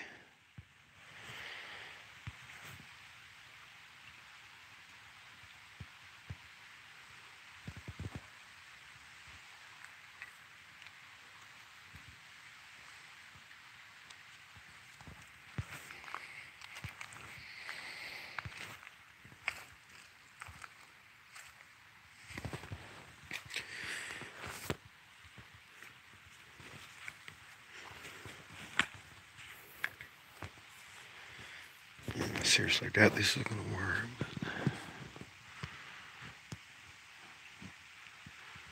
Oh, it is working.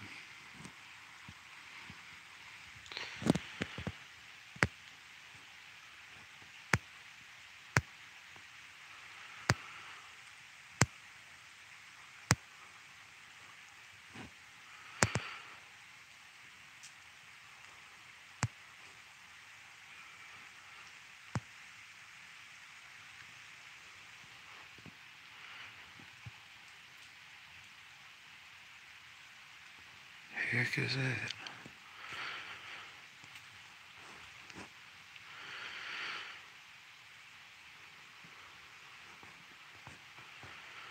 Oh, it's a tree back there.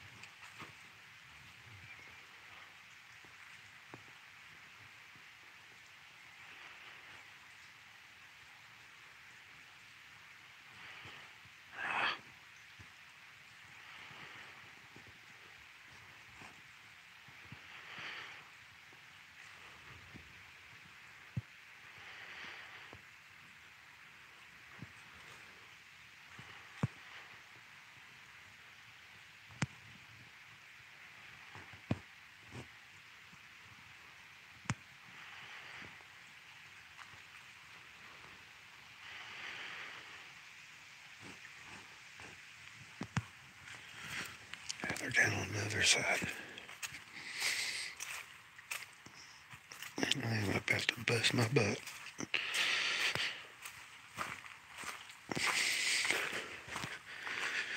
Get over here where that guy accidentally put gravel on my drive.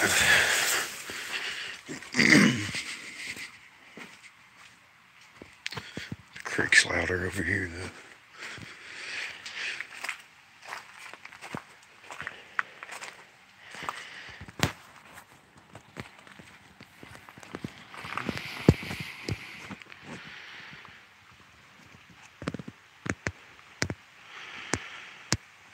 Can't see back in there, the pines. Pines are in the way. What's that?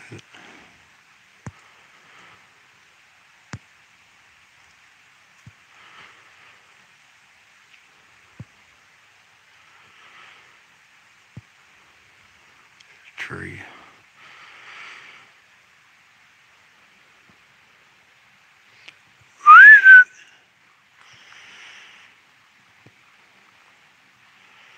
Or if I did get a FLIR for a phone, if it would like do live videos with a FLIR, that'd be sweet.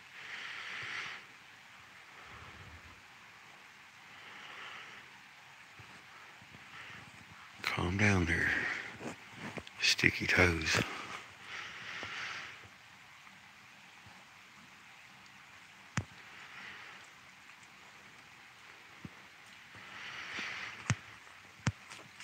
I mean, there's stories of them hurting people. I think one of the biggest mistakes people make is feeding them. Not only if you feed them, they relate humans to food, right? But people get carried away and start giving them like sugary foods. Well, what does sugar do? It'll rot the teeth out. They don't have like dentists they can go to.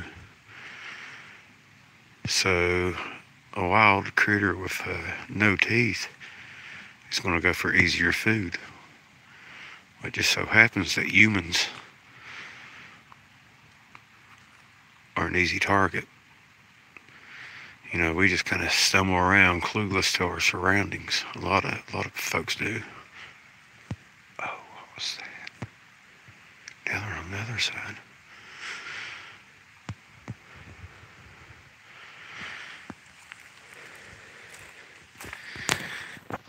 I don't even know what that means, dude.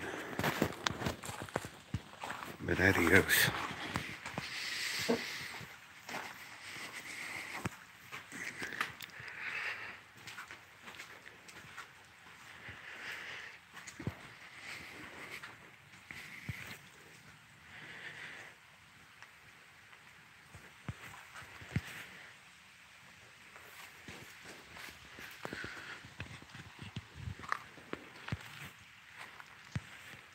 What is wrong with people?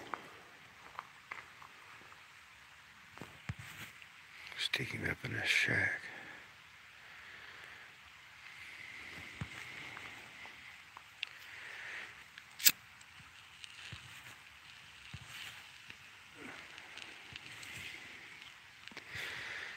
Really? Selling bags of dog food. They used to steal dog food from here. I put it in like one of the Rubbermaid totes, and they would steal 50 pounds of dog food a week. So whenever they first started getting going around here, it was crazy.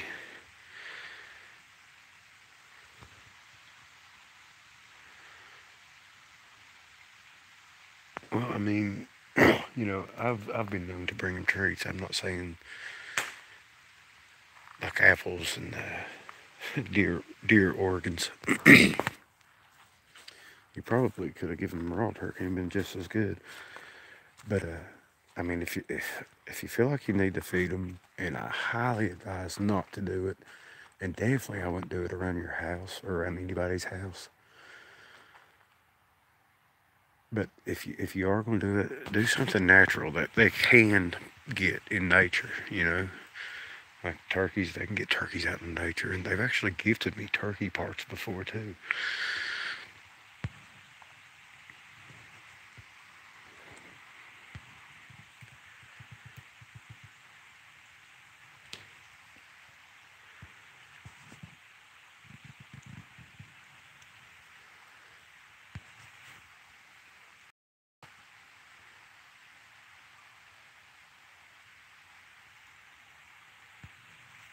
Sugar glitters.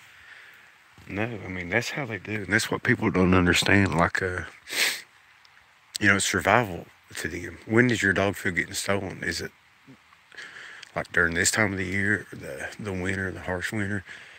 So I noticed most of mine was getting stolen in the winter and early spring before green up and all that. But they've got my barn before and got deer corn out of the barn.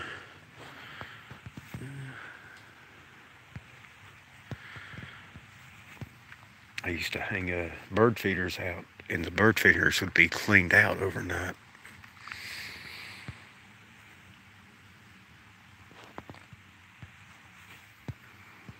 See, peanut butter, I don't like to do that either. And like I said, I've done that before. One of my wildest experiences involved peanut butter, and they do like it. But then I got worried about, like, what if they're allergic to peanut butter? You know, some humans have allergic reactions to peanut butter. So what if you stick out a jar of peanut butter, a young booger gets a hold of it, eats it, he's allergic to it, throat swells up on it, and he dies. The rest of the family might not be too happy about that and go looking for the person that left the peanut butter. So, I mean, I'd keep it like fruits and vegetables. I mean, I highly recommend not feeding them at all.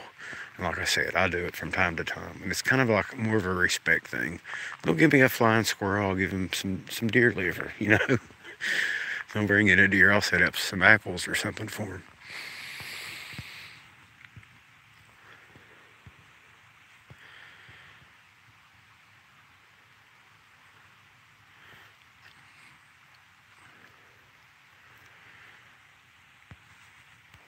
Yeah, I mean, I guess if you shoot at one, then they're probably not going to be very happy about that. And if you do, I mean, you got these things. They don't unless it's like a lone male or something. And I think that happens too. Like one gets kicked out of the clan, or one can't keep up with the clan, You know, like I was talking about earlier, if it's lost all of its teeth, and the old one's lost all of its teeth, and it can't find, it can't hunt. Maybe it's got a broke leg, or they're physical beings, in my opinion. And from what I've seen from them, it's all physical things that they do. So yeah, if they eat and lose their teeth, then humans are just an easy target.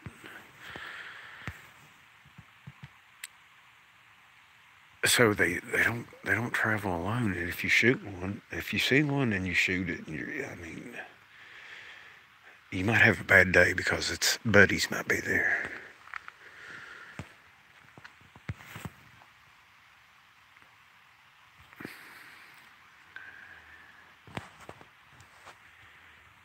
I don't know about dog men. I've never found tracks or anything that would make me think, hey, a dog man's on the property. I mean, there's apparently been a lot of sightings and such, and you can't really discredit them. 5 years ago, Bigfoot wasn't real for me, and it took a lot. I mean, a lot of stuff happened here without me ever seeing one, and I still questioned it and thought, well, maybe it's this or that or whatever. It pretty much took a sighting for me to believe it's real. Then even after that, I just question stuff.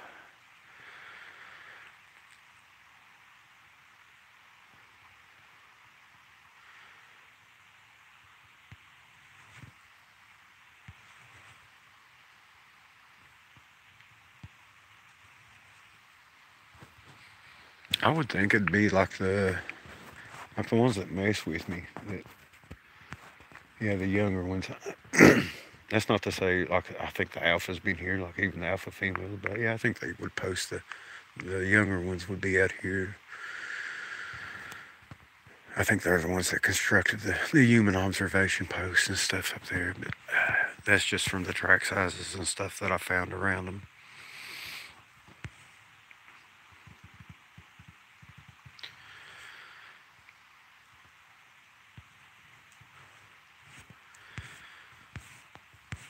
I cannot keep up with this chat.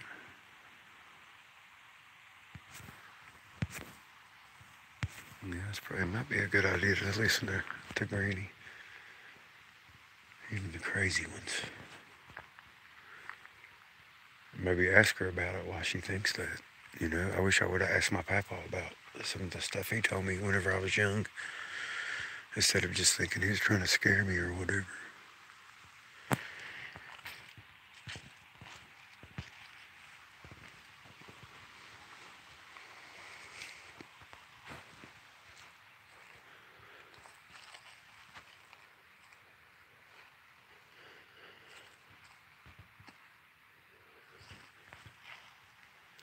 Heck is that thing? Oh wow.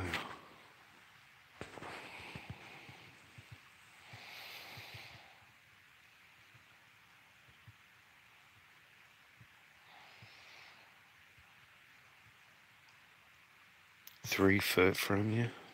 That's wild.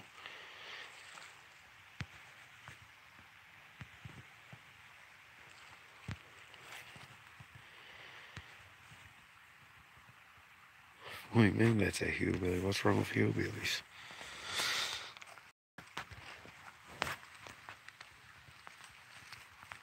Oh, there's another piece of firewood.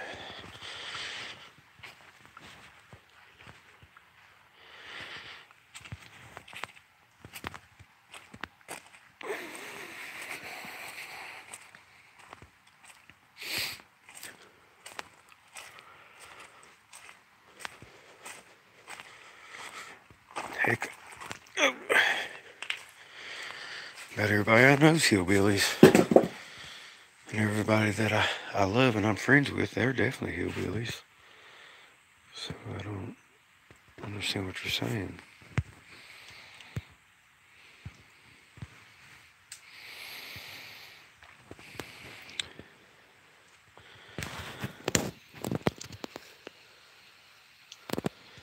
I mean, it's ask her about it. See if she Ask her a few times, see if she comes up with like a consistent story. She, Granny might know more than what you think.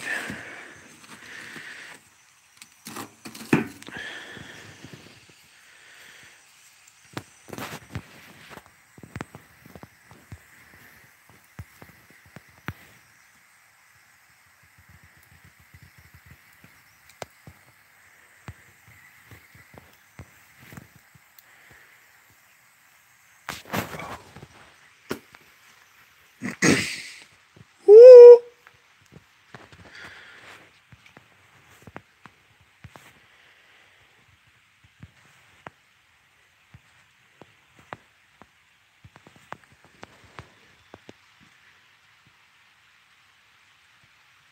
Whoop!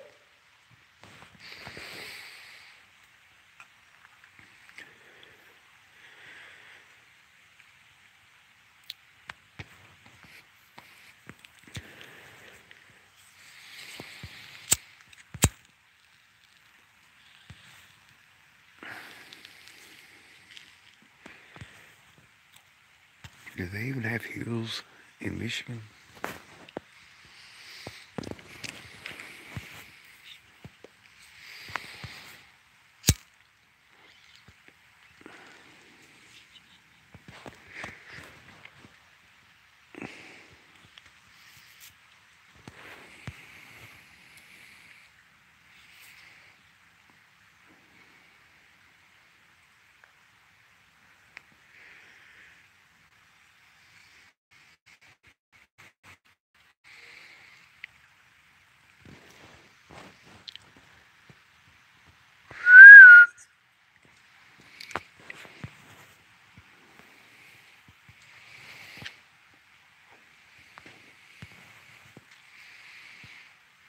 Hello, Dominique.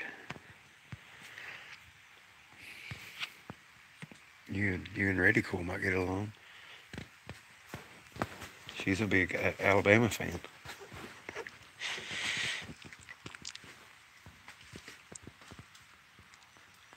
Every time I step over here, I hear something.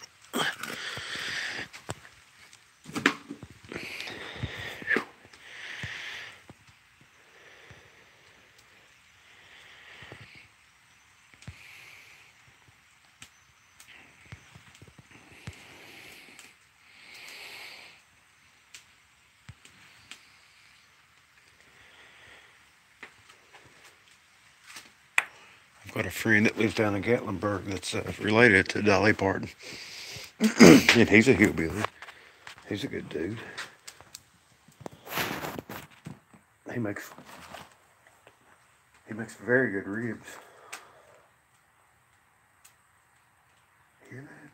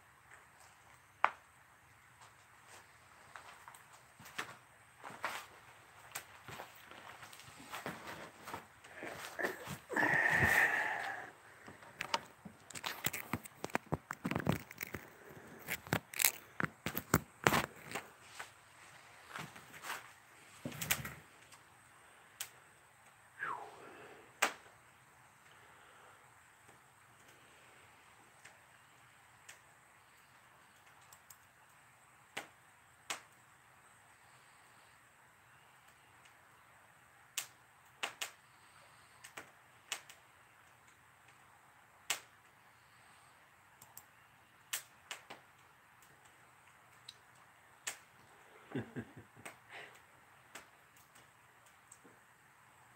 did y'all hear that knock? Thump. I got my back to him now, looking at my computer screen.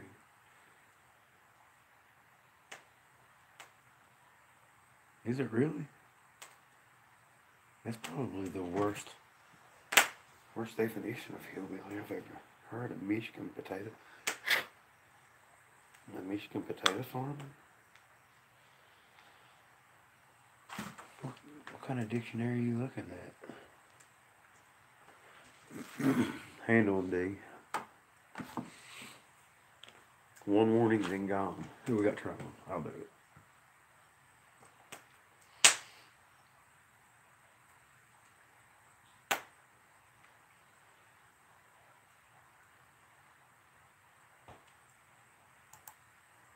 Look it up.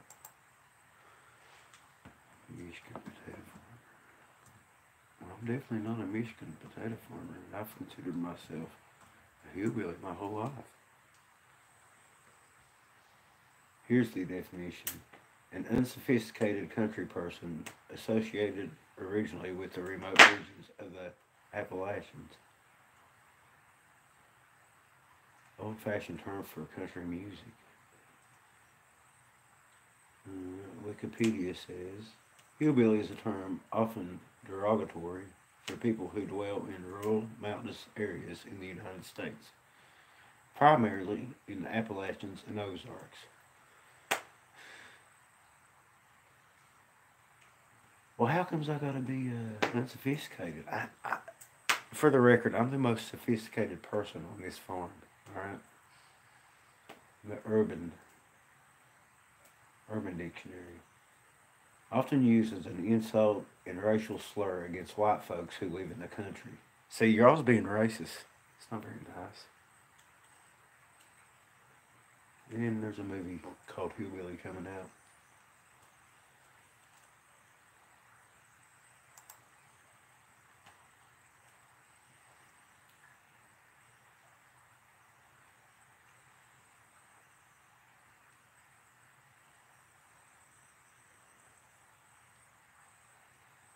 What's wrong with banjos?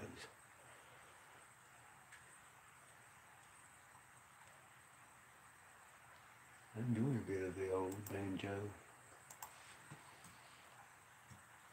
especially the Dylan banjos. They're pretty cool.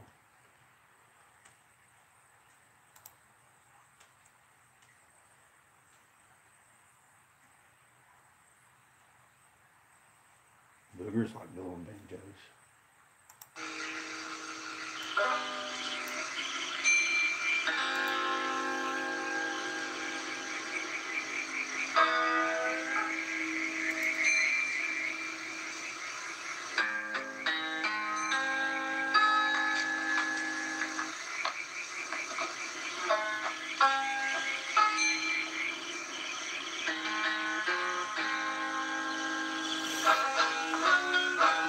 Yeah, me neither. I wear it as a badge of honor.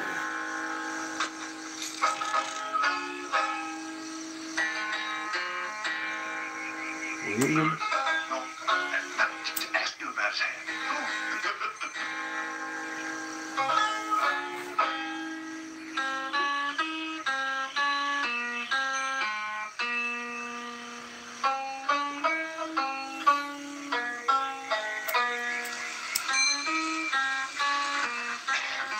I don't think you understood me. I want to get some drivers, drive this car and that car down to Aintree. Drivers, you understand? Like a driver, brothers. Who? The driver, brothers. Where do they live? They live back over that way.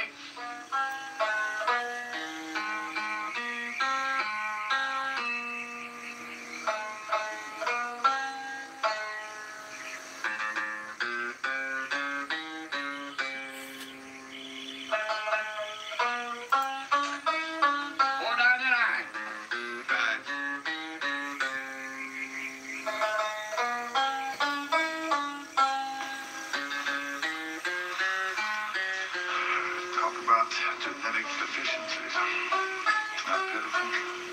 What's that name, Joe?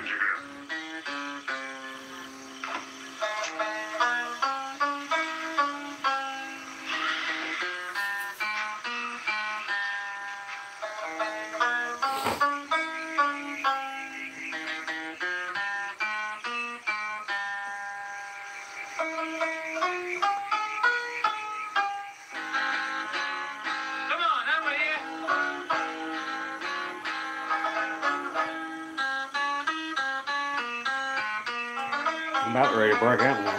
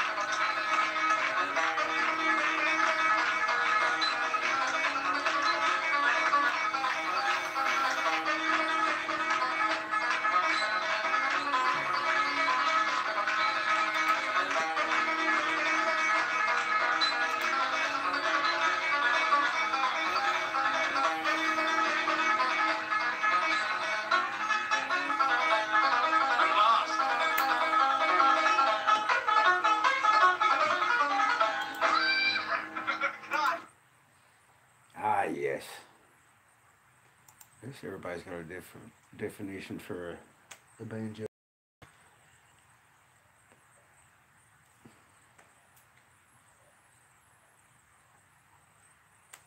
Y'all hear that? That one. Whoop, whoop, whoop.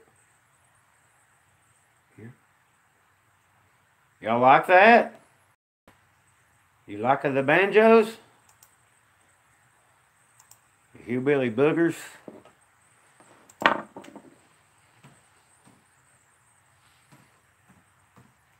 see if we can catch them up making some noise.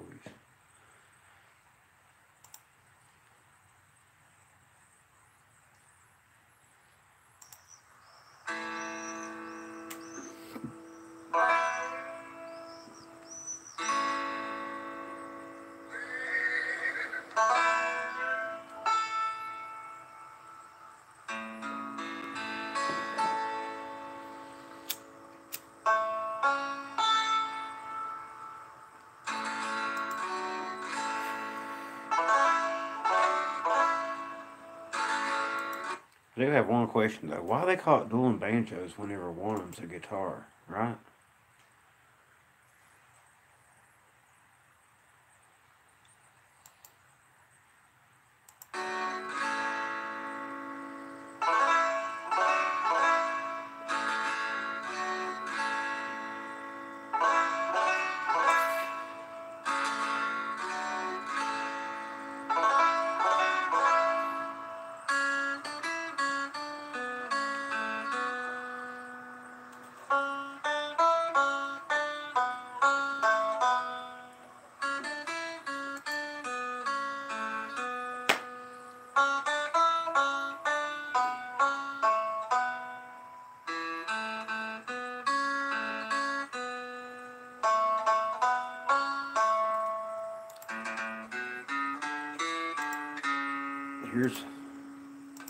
Here's Roy Clark.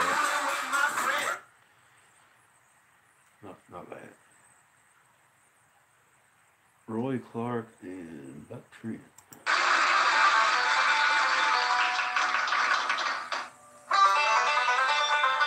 Now here's two banjos. This is the proper way.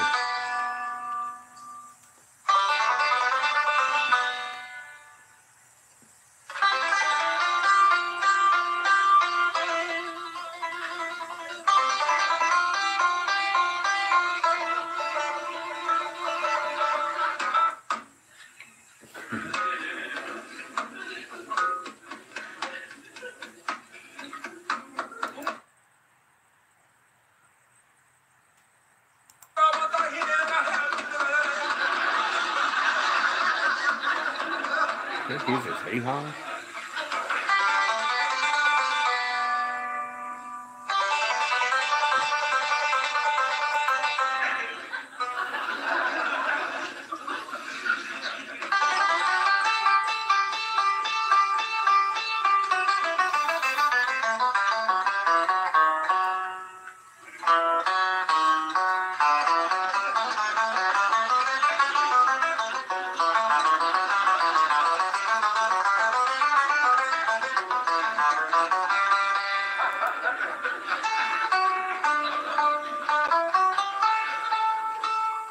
Old times there.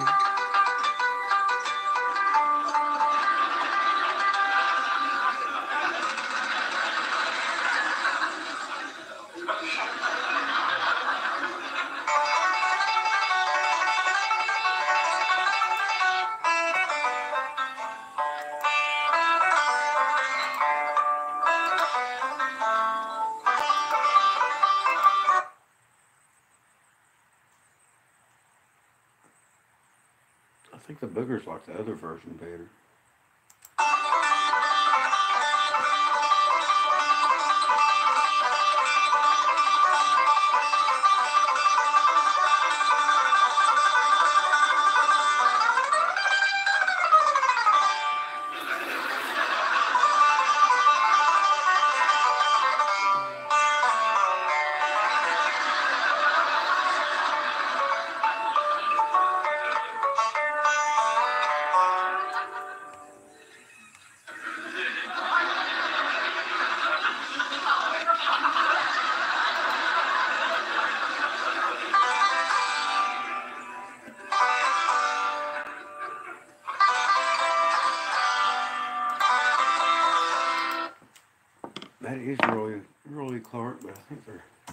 Hee-haw.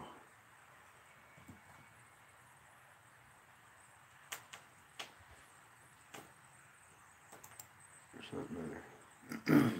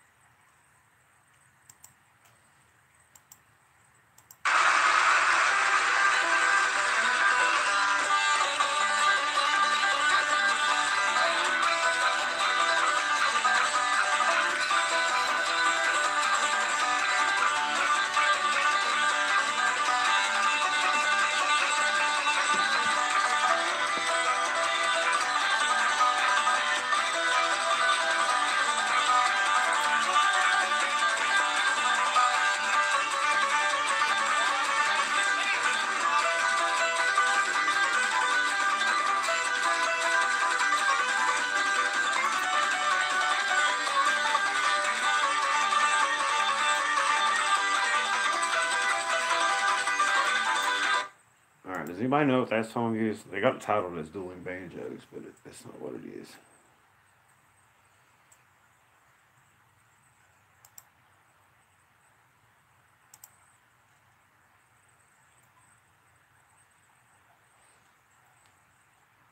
Ah, you got it. Foggy Mountain Breakdown. That's a good song too. Good banjo.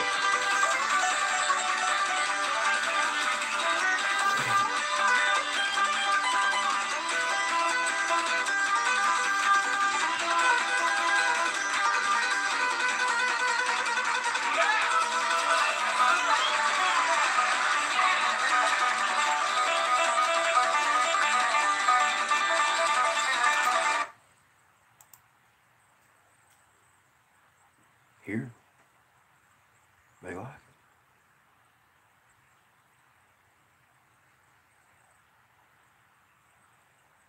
At least right after I pause these.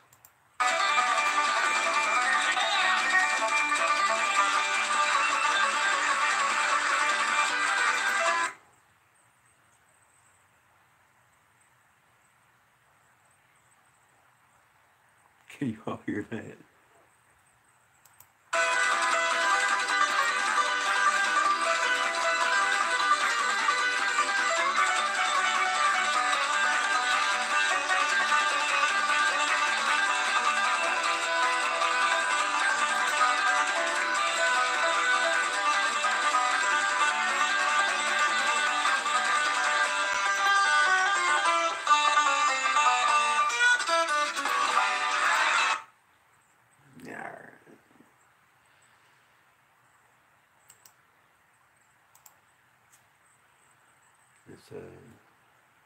It's probably enough copyright infringement for the night, right?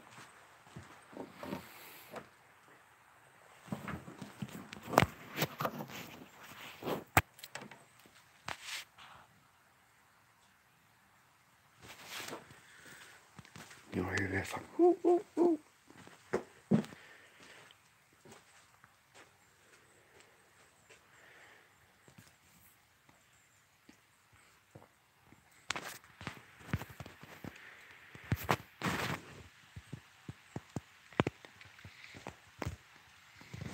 Oh, that's a good idea, Lane.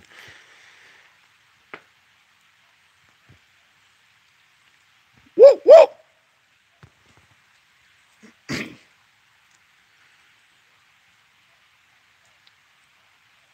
Whoop!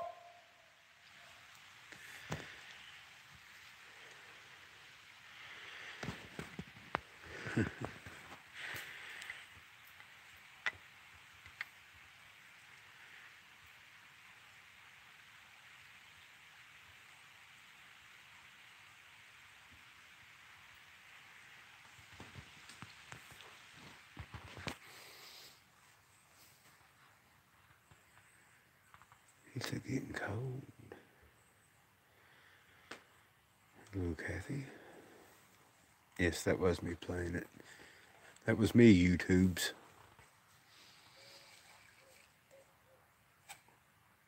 Can y'all hear that? What's your ears? Whoop, whoop.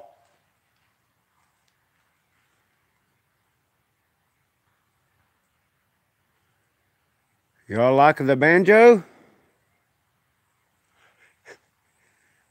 Well, it just went wee. Whoop.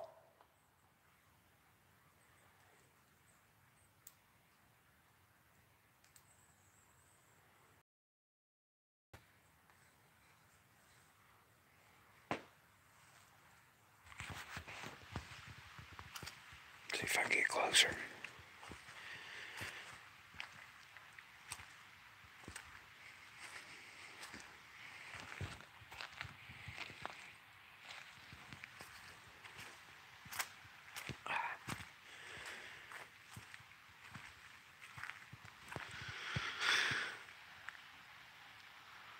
The moon.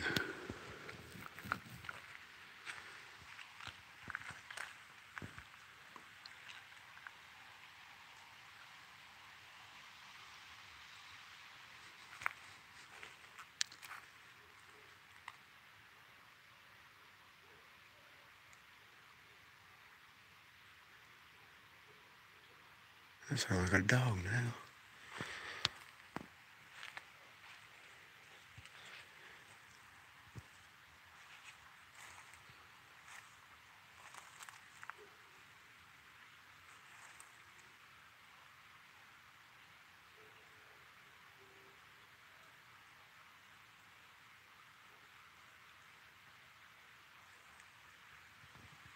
Listen, that's the neighbor's dogs. I can't believe I can hear it.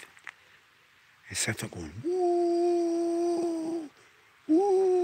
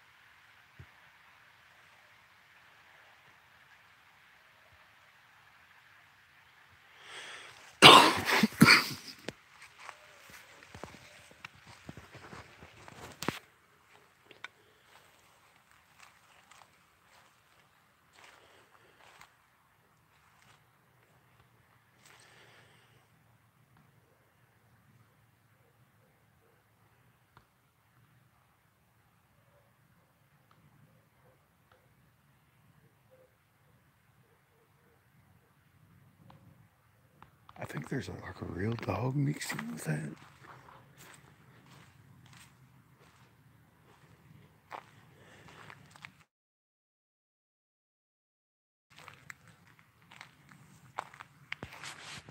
But it sounds a bit off. Earlier today I heard I guess what could have been a dog, but it sounded really, really funny.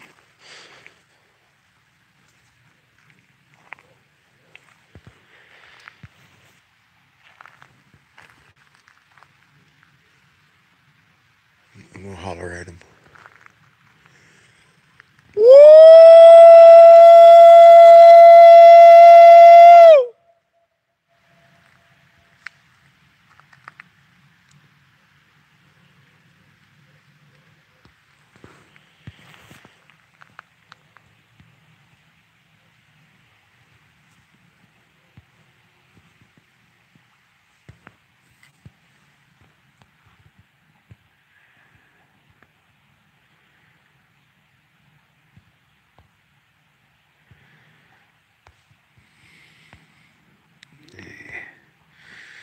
Thanks, Frank.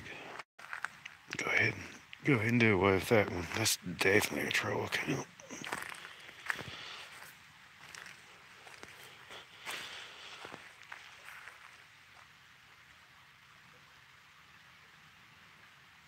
Because the one's coming from up Stinky Holler. Another one's from over at Uncle Bob's. And then another one's on up the other way.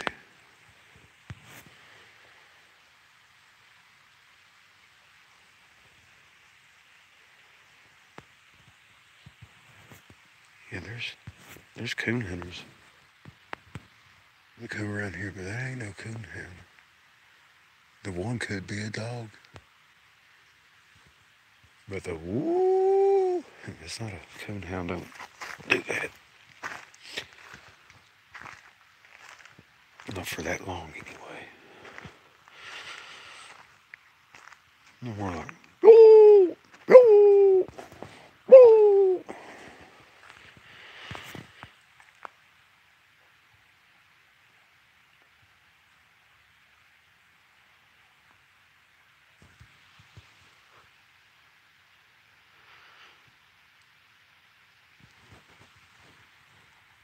Hello?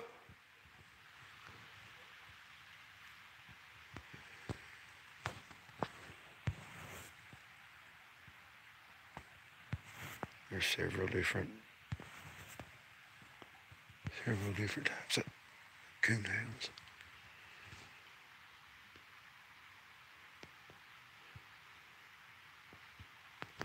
Hound dogs. Walkers, blue ticks.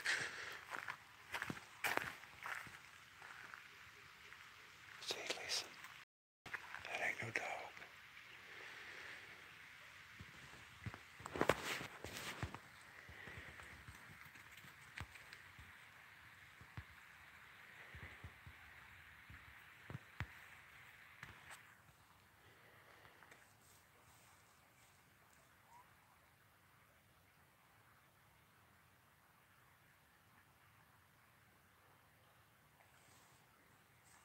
My hands are froze off.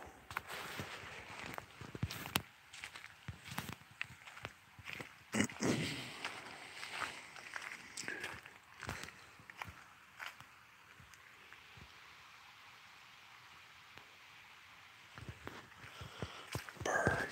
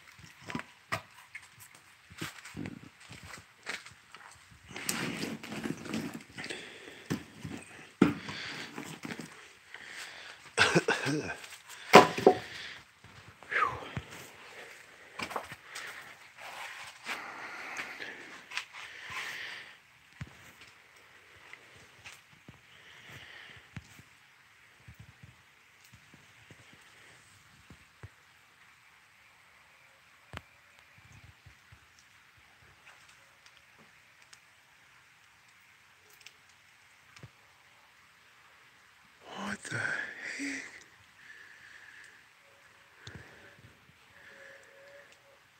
Can you all see that over there?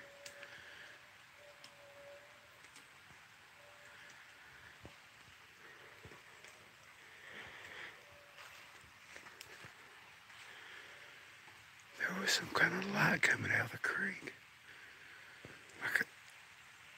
What is that?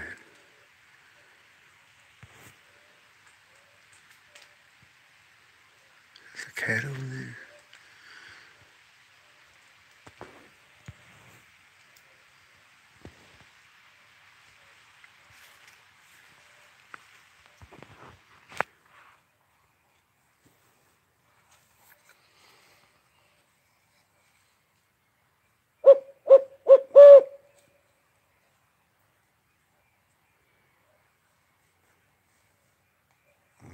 They're pretty far away. You can see them on a FLIR. I think that was a cat eye shine I was seeing.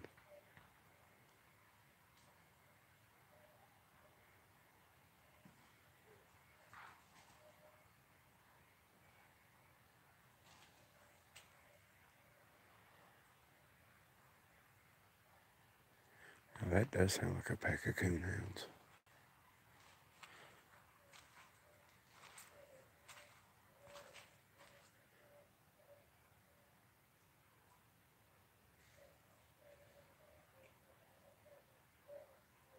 But they're all in one spot.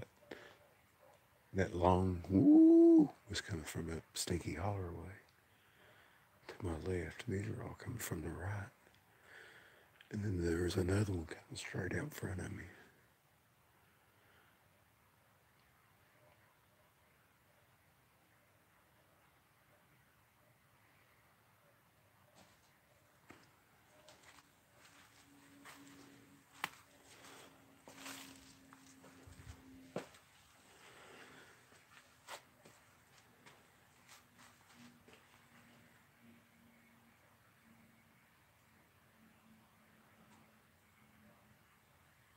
No, they're actually pretty far away.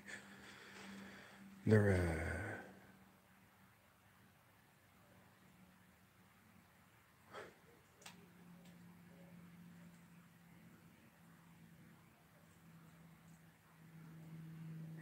that's outside of my property. That's probably at least a mile away.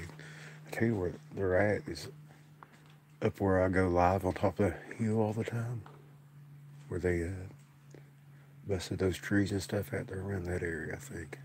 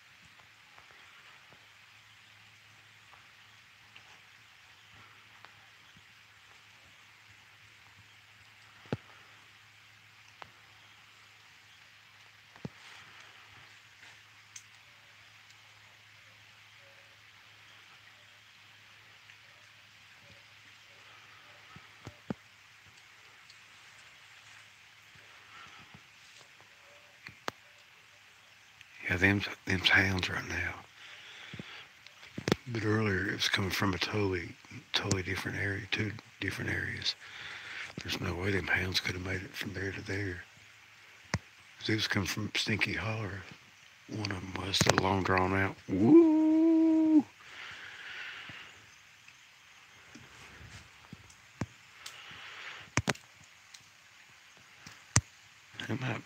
It might pay to locate these coon hunters and see if they got any stories. I bet they got some stories. I bet coonhounds really aggravate the crap out of some boogers too.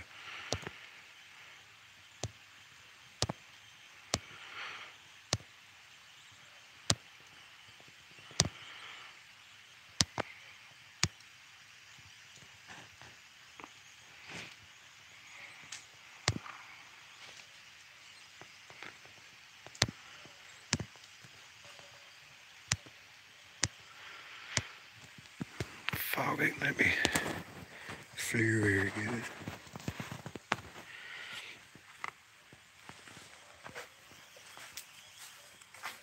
Yeah, let me try something here.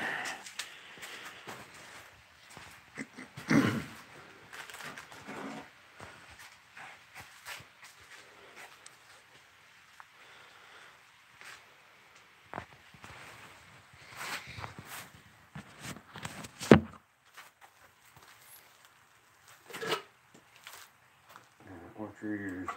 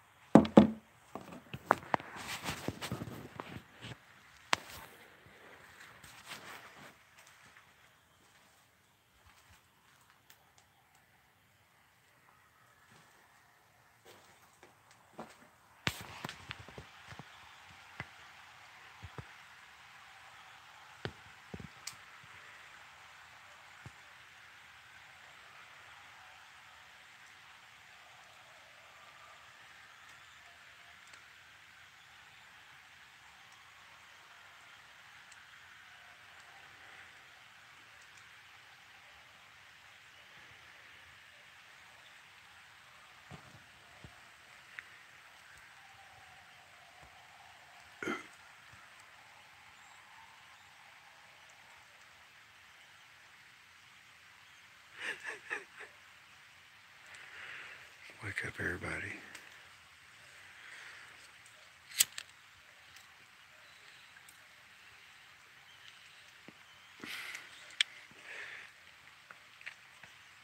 Did y'all hear that really loud howl in the midst of it all?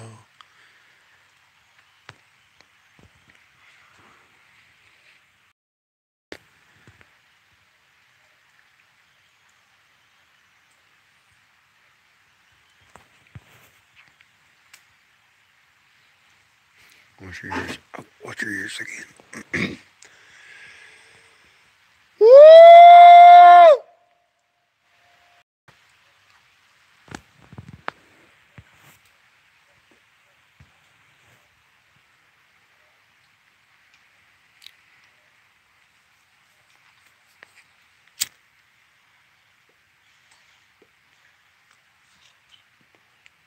Loud click.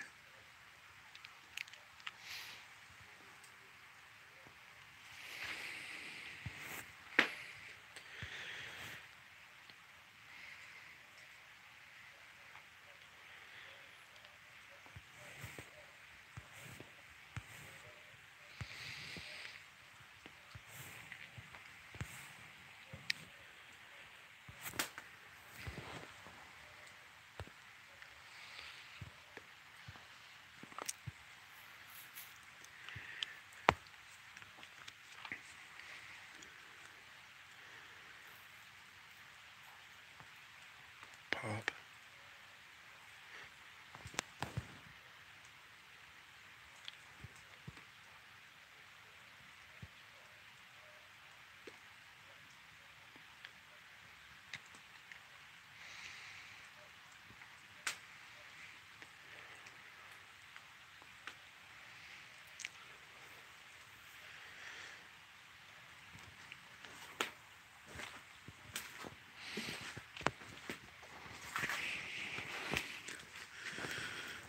Like I thought my hands out. They froze off.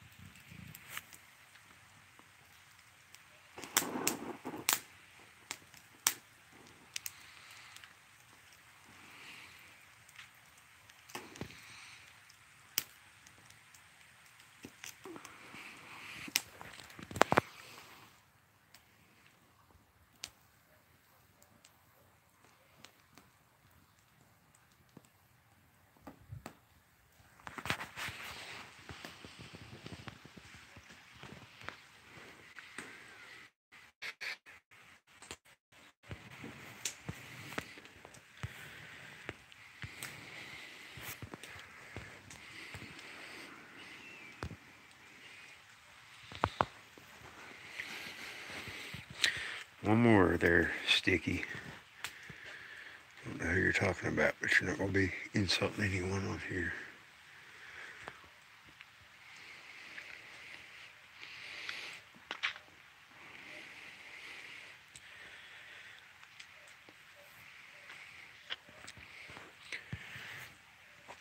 And I missed everybody, what y'all was talking about in the chat with the experiences. I'm looking around with the FLIR.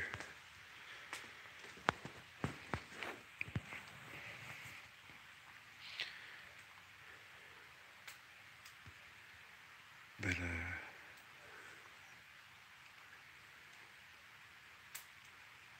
I'll go back through them later.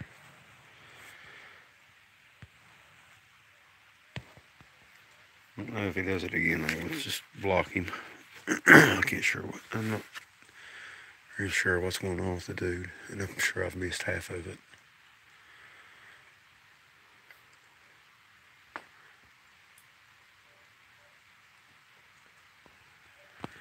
He might be upset that his toes are sticky. I don't know.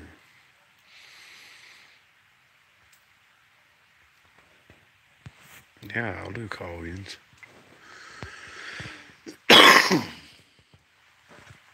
Probably do some this winter, actually.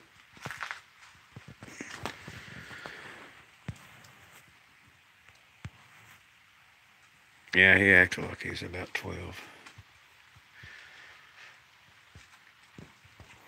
I think he might have been an Alabama fan, to be honest with you.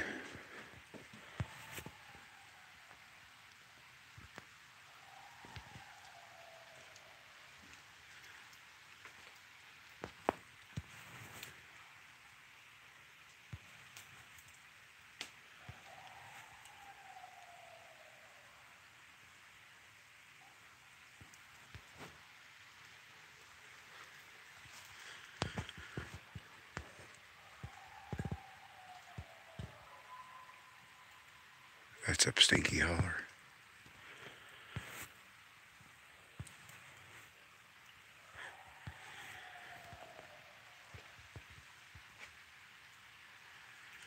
Come a little closer and I'll introduce you to Pearl.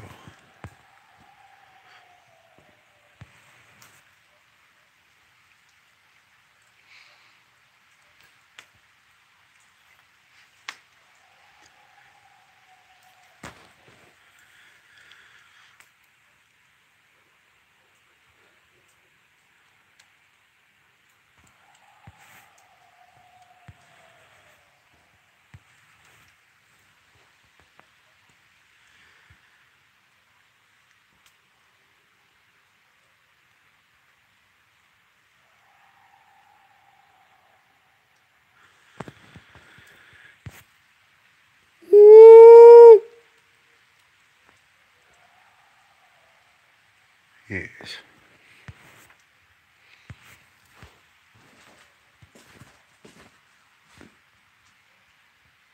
Did y'all just hear that? That wasn't no coyote.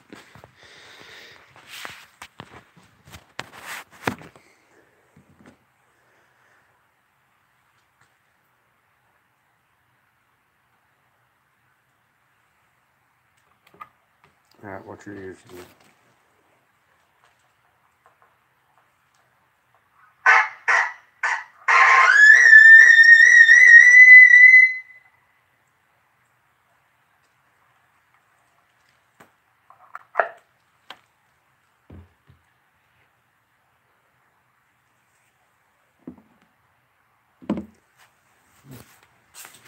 Get Miss Purple.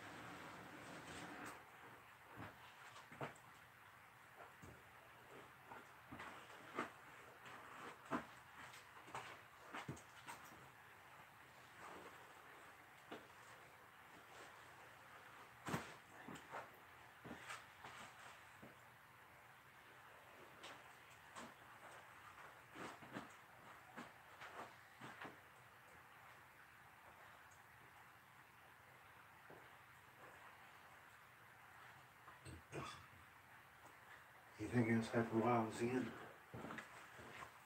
It went dark here.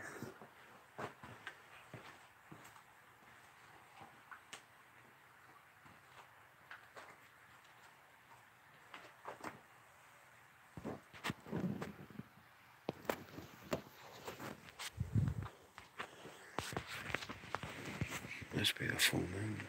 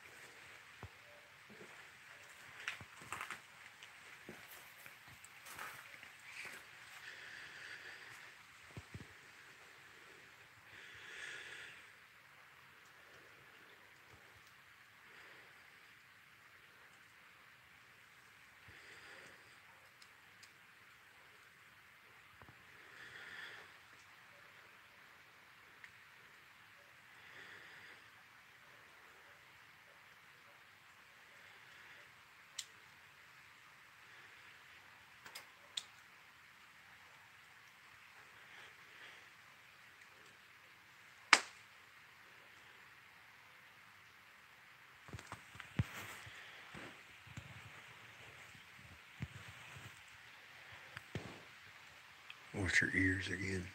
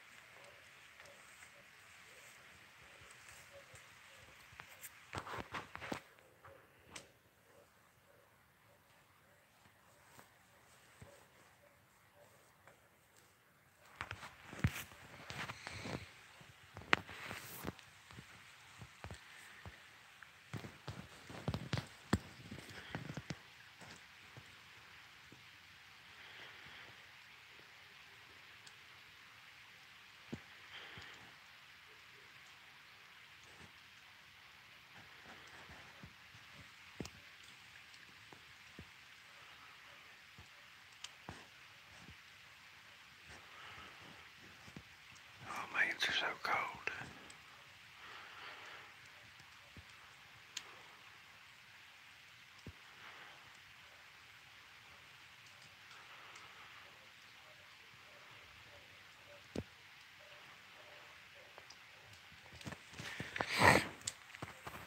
Who's having problems with Bigfoot? I'm sorry, I must have missed all that.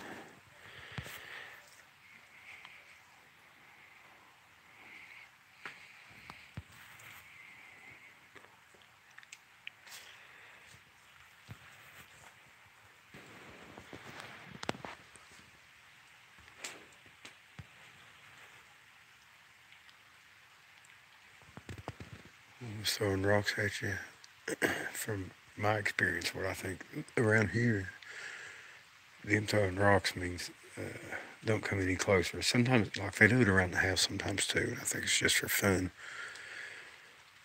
Or I think they use rocks to hunt with, and if they wanted to hit you with a rock, they could hit you with a rock bigger than your head, and there's not much you can do about that.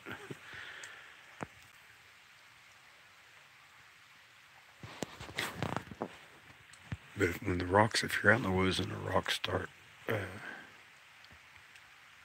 flying, they just stop. Don't go any further in the direction you're going.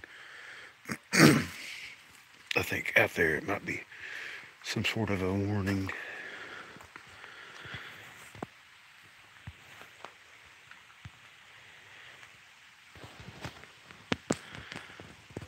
I've been finding a lot of fresh rocks on the trails lately.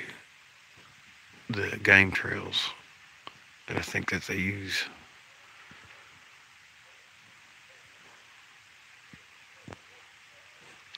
with. Oh, come on.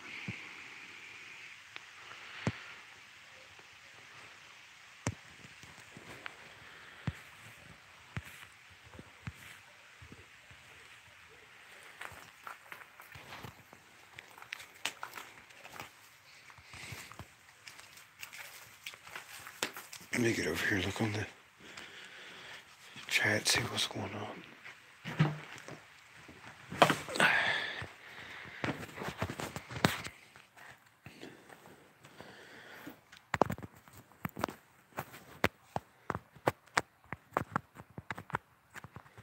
Oh, my handkerchief goes off.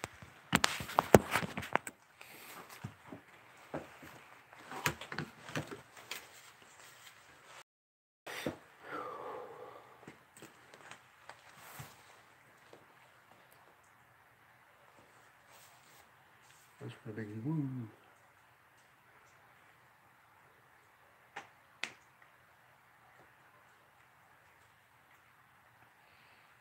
Advice that I would give somebody if they're out and you're having problems, if you're out like actively looking for them,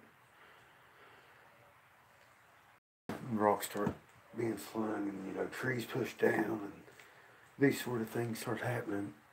Just use your common sense. I mean, if they're getting aggressive, stop what you're doing.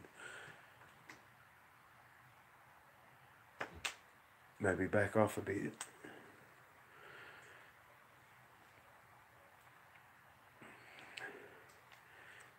If you're going to have an encounter, it's going to be on their terms.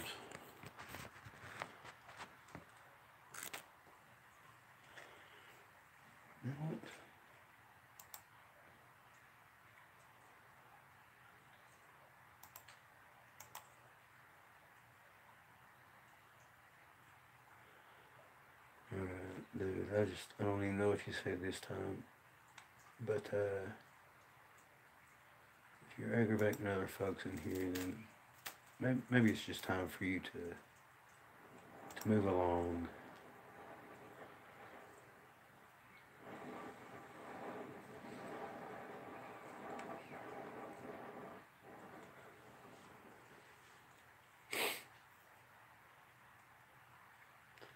Yeah, I would not suggest throwing rocks back. I mean, because what if, alright, here's a scenario. What if you're walking through the woods, things are happening, maybe they pushed a tree down over here next to you, they try to do a misdirection thing.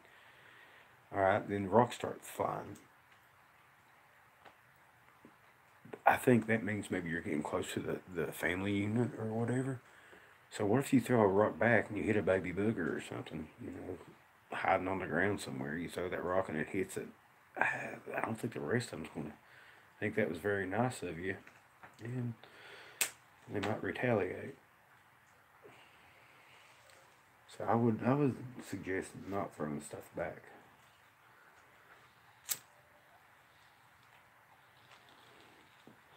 If rocks get thrown at this, every time that I've had it happen quite a few times to me. Every time they do, I stop going in the direction I'm going and maybe talk to them, just say hello, I mean, harm, just talk to them like you would a person and start backing off, show them that you don't mean no harm. Let them get used to you, alright? If you keep going in the same place and this stuff keeps happening, just let them get used to you, let them know that you don't mean them no harm, don't be throwing rocks back at them and all this, and pulling your gun out and waving it around or shooting or anything like that. Just let them get used to it. If you're going to have an encounter, 99% of the time it's going to be on their terms.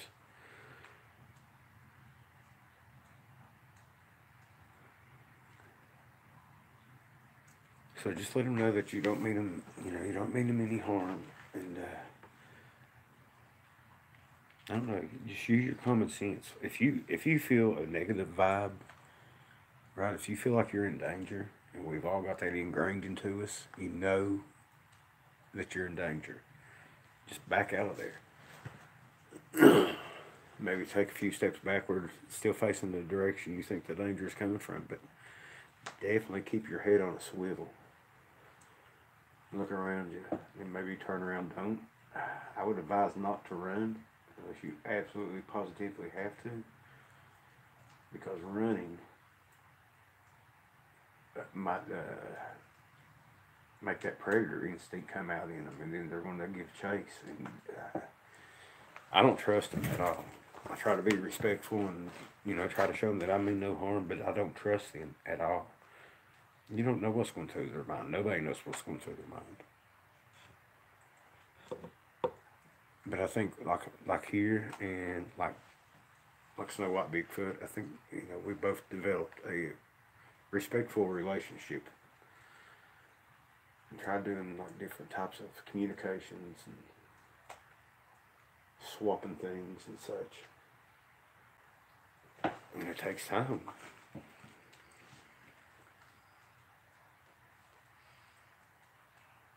Oh, good grief.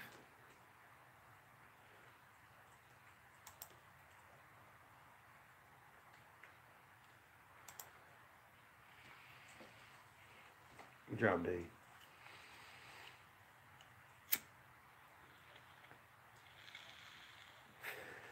Actually, I don't think they do see fire as a threat. Actually, around here, a lot of times, whenever I build a fire, especially if I build a bonfire, go back to my 1 year anniversary. They love fire here.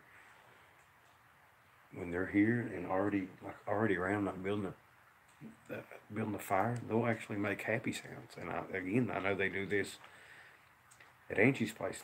They're highly curious, and we're their entertainment.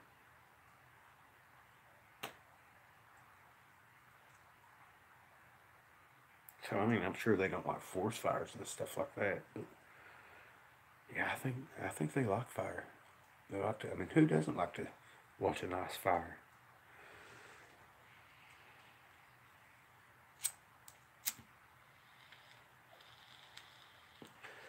See, Sheila, some of them do. You're right, some of them. But you got to think. I mean, I thought about this as I was gutting a deer. You get blood on your hands. First thing, after I get done with that, I wash my hands off. Well, unless they go to a creek or something, uh, they're not gonna wash their hands off. And you still, I mean, you got to scrub your nails and all that.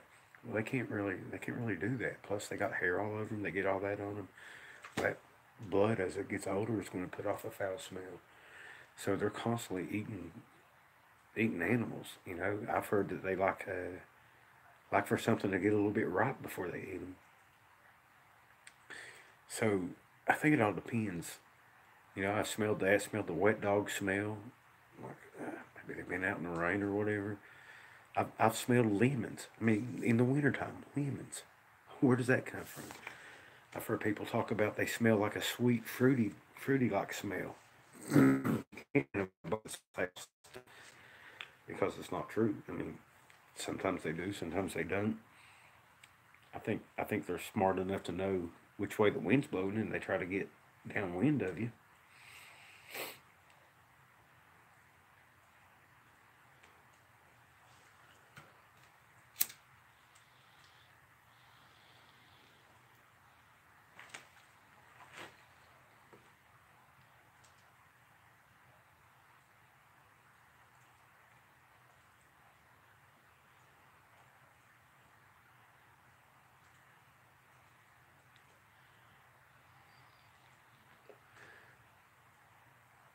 Yeah, I mean, I know animals do, but this isn't like I was thinking today, thinking about a deer. If a deer stands still in the woods, and I've got video proof of this, if you're not looking right at that deer, you say you look away and you look back, it's hard to spot that deer. Their camouflage is so good. Now, boogers, covered with hair too, and they blend in very well. And they're smarter than the deer. They're not like a normal wild animal. They've got an intelligence about them. They've got a sense of humor. You know what I'm saying? They've got a better thinking mind, logical mind than a deer, or maybe like a coyote. Coyotes are all predators are smarter than their game because they got to figure out how to catch that game.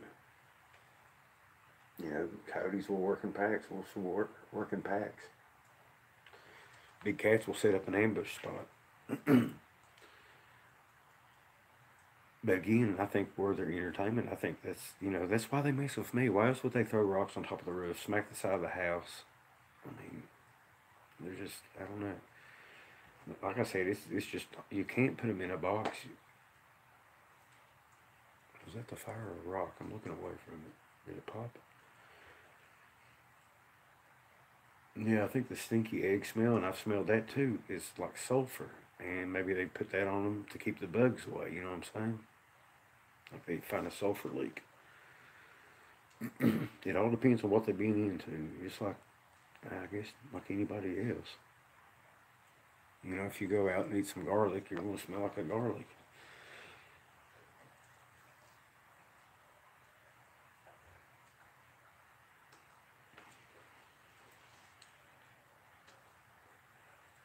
See, and I've smelled exactly that, Pam. I mean, I have smelled that before, but like I said, I've smelled several different smells that make no sense. The lemons really threw me for a loop. I mean, lemons it was like January or February. It was crazy. And there's no lemons here. I didn't have any lemons. The only thing that was here is I forgot the proper name for it. I'm just a simple-minded hillbilly. That's I forgot what the definition of it is now. But anyway, I'm a unsophisticated hillbilly, and I call them dwarf lemon trees or wild lemon tree. And it smelled just like that.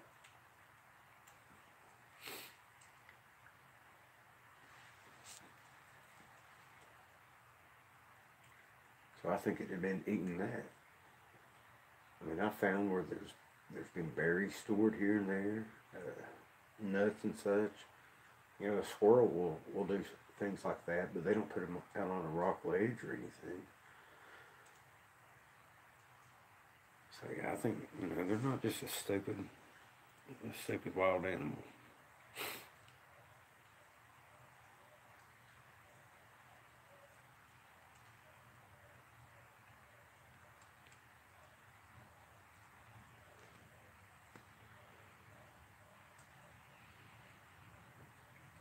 Yeah, I mean, I wouldn't doubt that.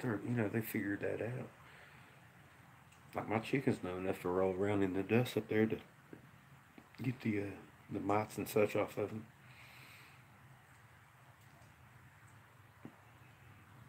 The Cherokee used to call them the Stonish Giants because they said they looked like stone, and what it was like they would get in the mud and roll around, and that mud would dry on them. Probably some sort of skin protection.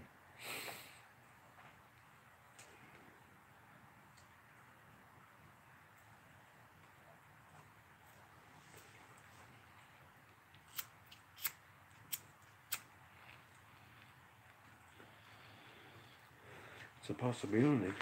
They use it for insect repellent, or like the dwarf lemon bushes I was talking about. That's an insect repellent. My papa showed me that whenever I was young. And I mean, I've seen trees with the bark peeled off of them, and then you go and you look up what kind of medicinal use that tree has, and some of them's for colds and stomach ailments and stuff. I think they know about stuff like that. I'm in eastern Kentucky.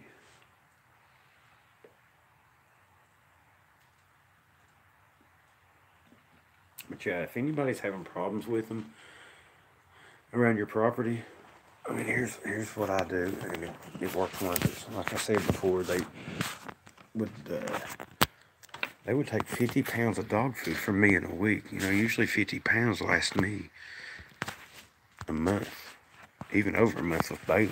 She's a big girl. But they would, come and tap on the window and stuff whenever I took this away from them. But I'll put up a game camera, and that one there, this is the window they tapped on, and I put that up facing the window so they don't come there. They haven't tapped on that window. I took it down, and they messed around before. I've got a couple game cameras around here. I've got one up in the barn right now so they don't mess with my chickens. They will not get in front of a game camera. They know what they are. They're very, they know they do something. They're very wary of them. Lots, they're at night. They're nocturnal and going around hunting at night or whatever. Bright lights, they're not going to like that. I mean, you think about it like this. I relate it to like whenever you was a kid and your mom came in the room in the morning to get you up for school and turned on that light. It hurt to open up your eyes, didn't it?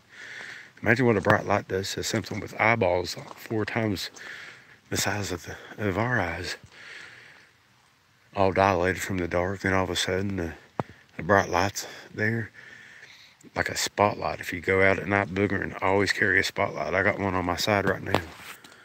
You know, Pearl's basically backup for a spotlight. The dog food, like I said, they was stealing 50 pounds of dog food from me a week. I put a game camera inside the dog food bin, inside of it, and they didn't touch the dog food ever again.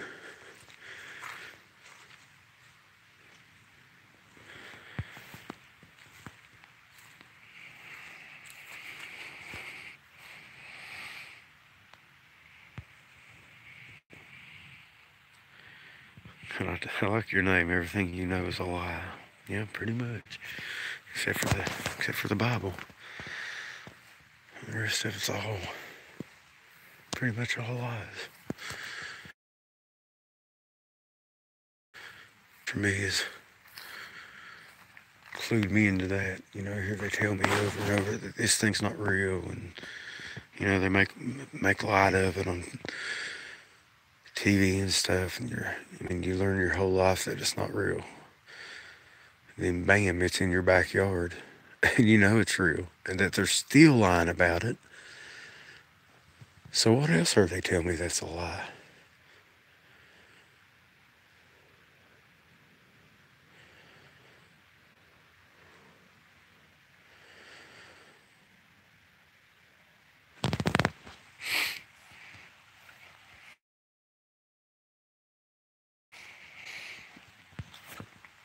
Yeah, they threw my cat away before. I honestly think that that wasn't nothing harmful or whatever. I think that Gray Cat had a bad habit, and he does it to me, of getting right underneath your feet while you're walking. And I think they was down here messing around. Hey, let's mess with Frick, and here's this cat up underneath their feet that they're trying to avoid stepping on. And so they're like, we'll just stick him in here and get him out of our way. That was their solution to the problem. Which I guess it worked. It wasn't very nice for a Gray Cat, but maybe it taught him a lesson.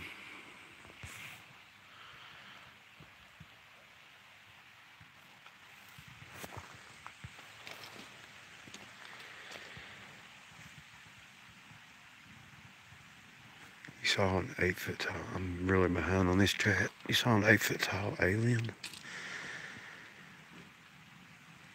Yeah, see, I'm not real sure about aliens. I think that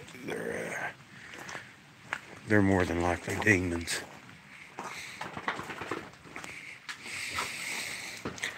Hi, big girl. What are you doing? Oh, it's a good girl.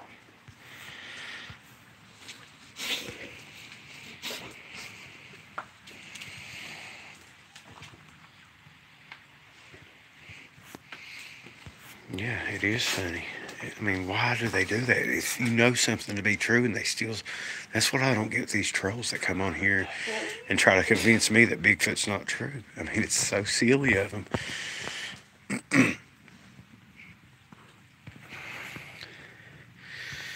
Good night, Cece. I'm probably going to jump off here too. I'm about froze out.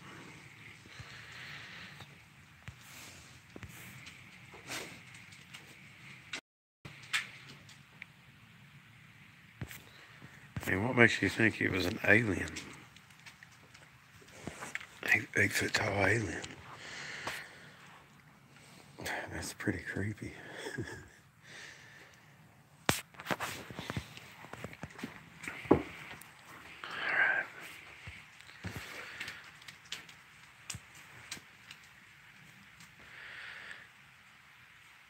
Yeah, the government does hide everything. Everything. However, I don't know if aliens are real or not. I think maybe it's some sort of demon from a different dimension or something like that. The way I look at it is, there's hieroglyphs in the pyramids of what looks like UFOs and helicopters and airplanes, and they find this stuff everywhere. Everywhere they're finding this stuff. I think there's something happened before that we lost a lot of technology and a lot of knowledge, and now they're just covering all that up. And I think it had something to do with a great flood.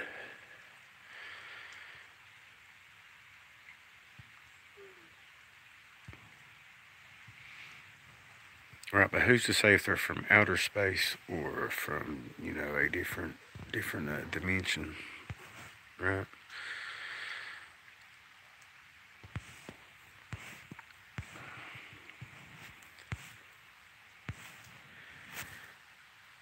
I mean, I don't rule them out, but I just think there's something else. I don't think they're from outer space. I mean, I definitely believe in demons and things like that. And I know ghosts are real because I've seen those. But what what aliens are, I don't know. Look up Aleister Crowley, and he did a drawing and he called it Lim. It was supposed to be the entity or whatever, spirit that he was talking to, and it looked just like a gray alien.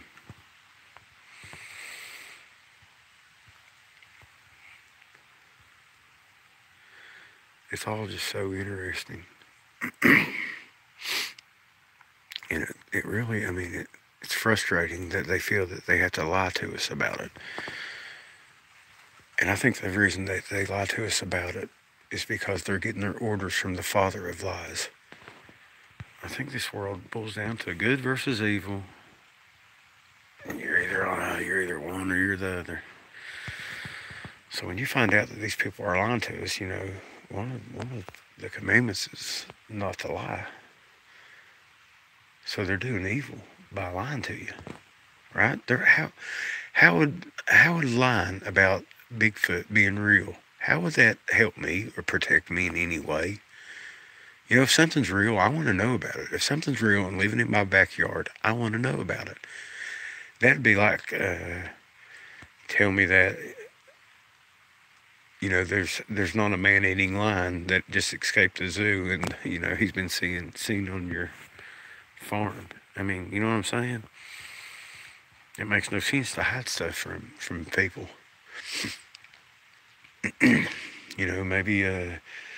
Maybe when they're kids or something, you tell them, yeah, that's not real, along with telling them that Santa Claus is real, which is crazy. But anyway, we're adults. Don't lie to us. Don't insult my intelligence. Don't come on here and tell me that Bigfoot's not real whenever I know they are, whenever I've seen them. Don't insult my intelligence. I might be an unsophisticated hillbilly, but my brain works sometimes. What I see. I know what happens around here. I mean, it's just crazy. Yeah, I don't know about the whole cloaking thing. The ones I seen, they sure didn't cloak. I'll just put it to you like that. I think the cloaking is like I said before, they've got great camouflage. I think it might have something to do with their hair too. I mean, go check out Type 2 MK Davis Bigfoot hair and check that out.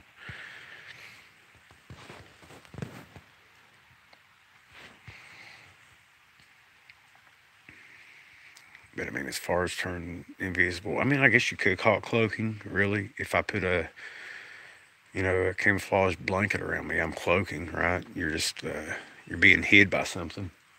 So I guess you could call it cloaking if they hide behind a tree or a pile of leaves or something like that. But as far as turning invisible, I don't think that happens. I'm not saying that you're lying to me or anything like that. For saying that you saw it, maybe just look up that video I mean, please honestly do me a favor. Look up MK Davis Bigfoot hair and watch that video and what he talks about. And he's got a few hair samples. He's actually done a couple videos on it. But the hairs they have are like, well, they was different colors. And they had like a clear laminate over them, if that makes any sense. Kind of like fiber optics or something with colors inside of them. And they would refract light. And if you got something like that, I tell you what, Thinker Thunker laid out in a video the other day where he was showing something, and then he showed a bear and a penguin, and then he would do something with the colors, and the hair on the bear and the penguin would refract the colors that was surrounding them, like the bear turned green because he was in a green forest. No, Frank Santa's not real. And I think, they use that. I think the Bigfoot hair might, cloak in that way. It's just a form of camouflage. Look at like a cuttlefish or a chameleon, something like that. Maybe something like that's going on. Is that the nail you ate, D? Is that the one you used to tell me about?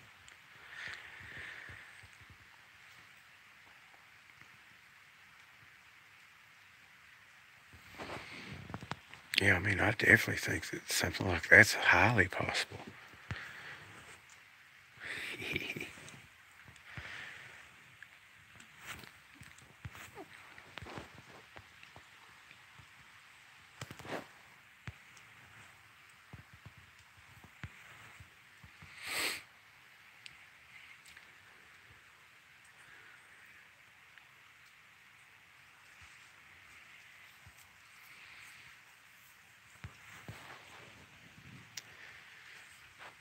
Is that a channel? I've never even heard of that.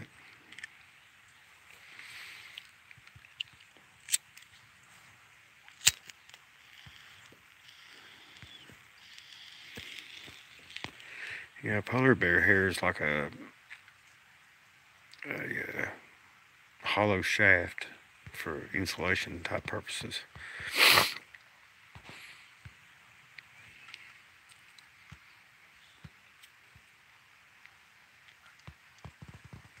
I just heard a big bang up the holler, quick right after that.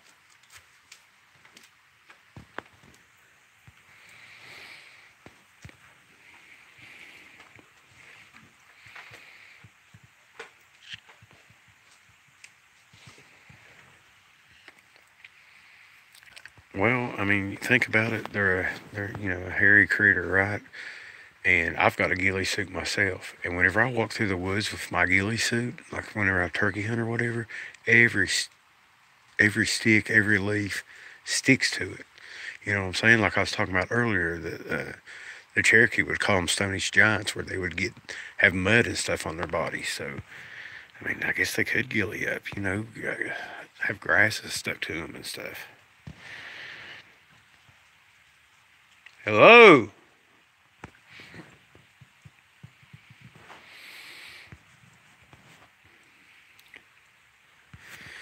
So I don't know if they're doing it on purpose, like having the leaves and stuff stuck to them, but knowing them, they probably do.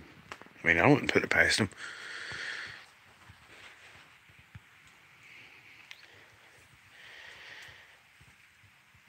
Is Frank getting in trouble?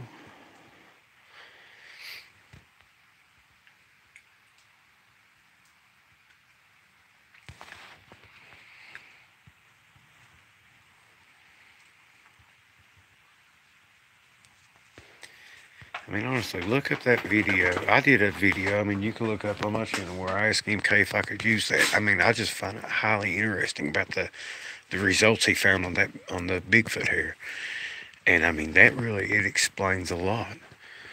If you got light bouncing off of it, it's sitting there in the trees, and it's bouncing off of the trees. The green light's bouncing, off the trees, off of the booger, and then it moves. I mean, I guess it could look like the woods are moving. I mean, I think that explains a lot what he talks about. And I would love for him to do a new video on it. He's got a couple out there, but seriously, look it up. It's awesome.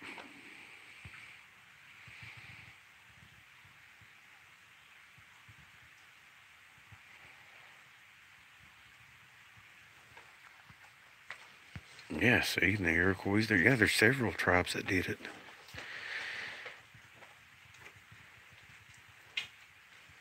I don't know if it was a medulla in a hair. It was a hollow hair shaft. If you're talking about the polar bears, if it's the booger hairs, they had. I mean, it was wild. Look up that video. If somebody with a wrench could post a link, that would be helpful. I could do it, I guess. But I mean, that really explains. It's like the outer layer of the hair was clear, like a crystalline looking type deal. It had flakes of color in it. It was really cool. It's a really good explanation of the camouflage. What are you doing, big baby?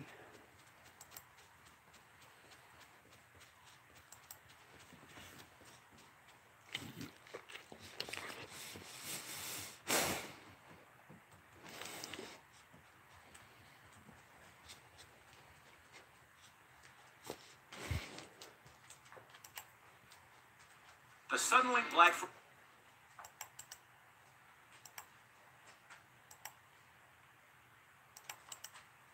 Alright, so here's one of these videos that he did.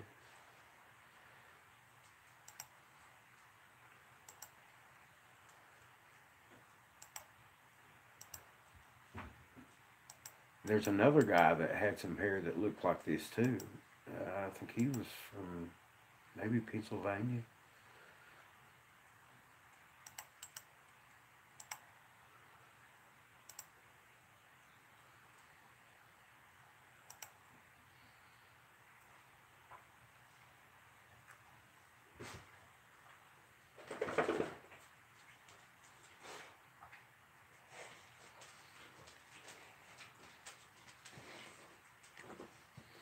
What are you doing?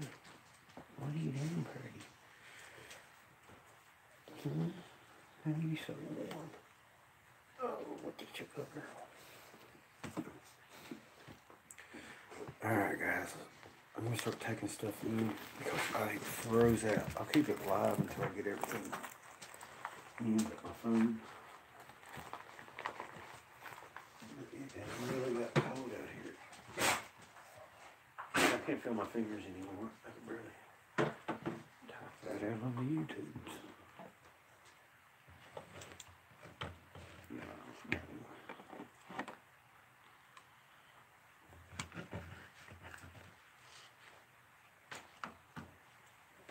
I'm going to do one more call before I go in this time. See if we get any results. Watch your ears.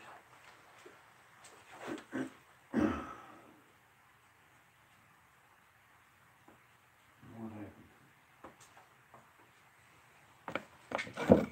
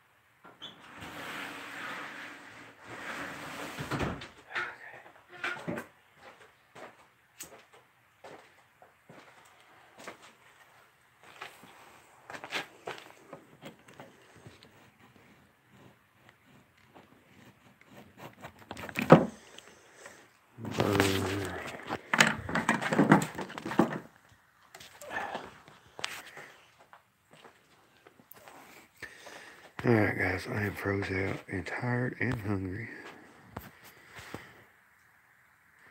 But I appreciate everybody stopping by. A few things happened. It was boring for a while, I suppose, but a few things happened. But anyway, y'all have a good night. Enjoy the rest of your weekend, and God bless.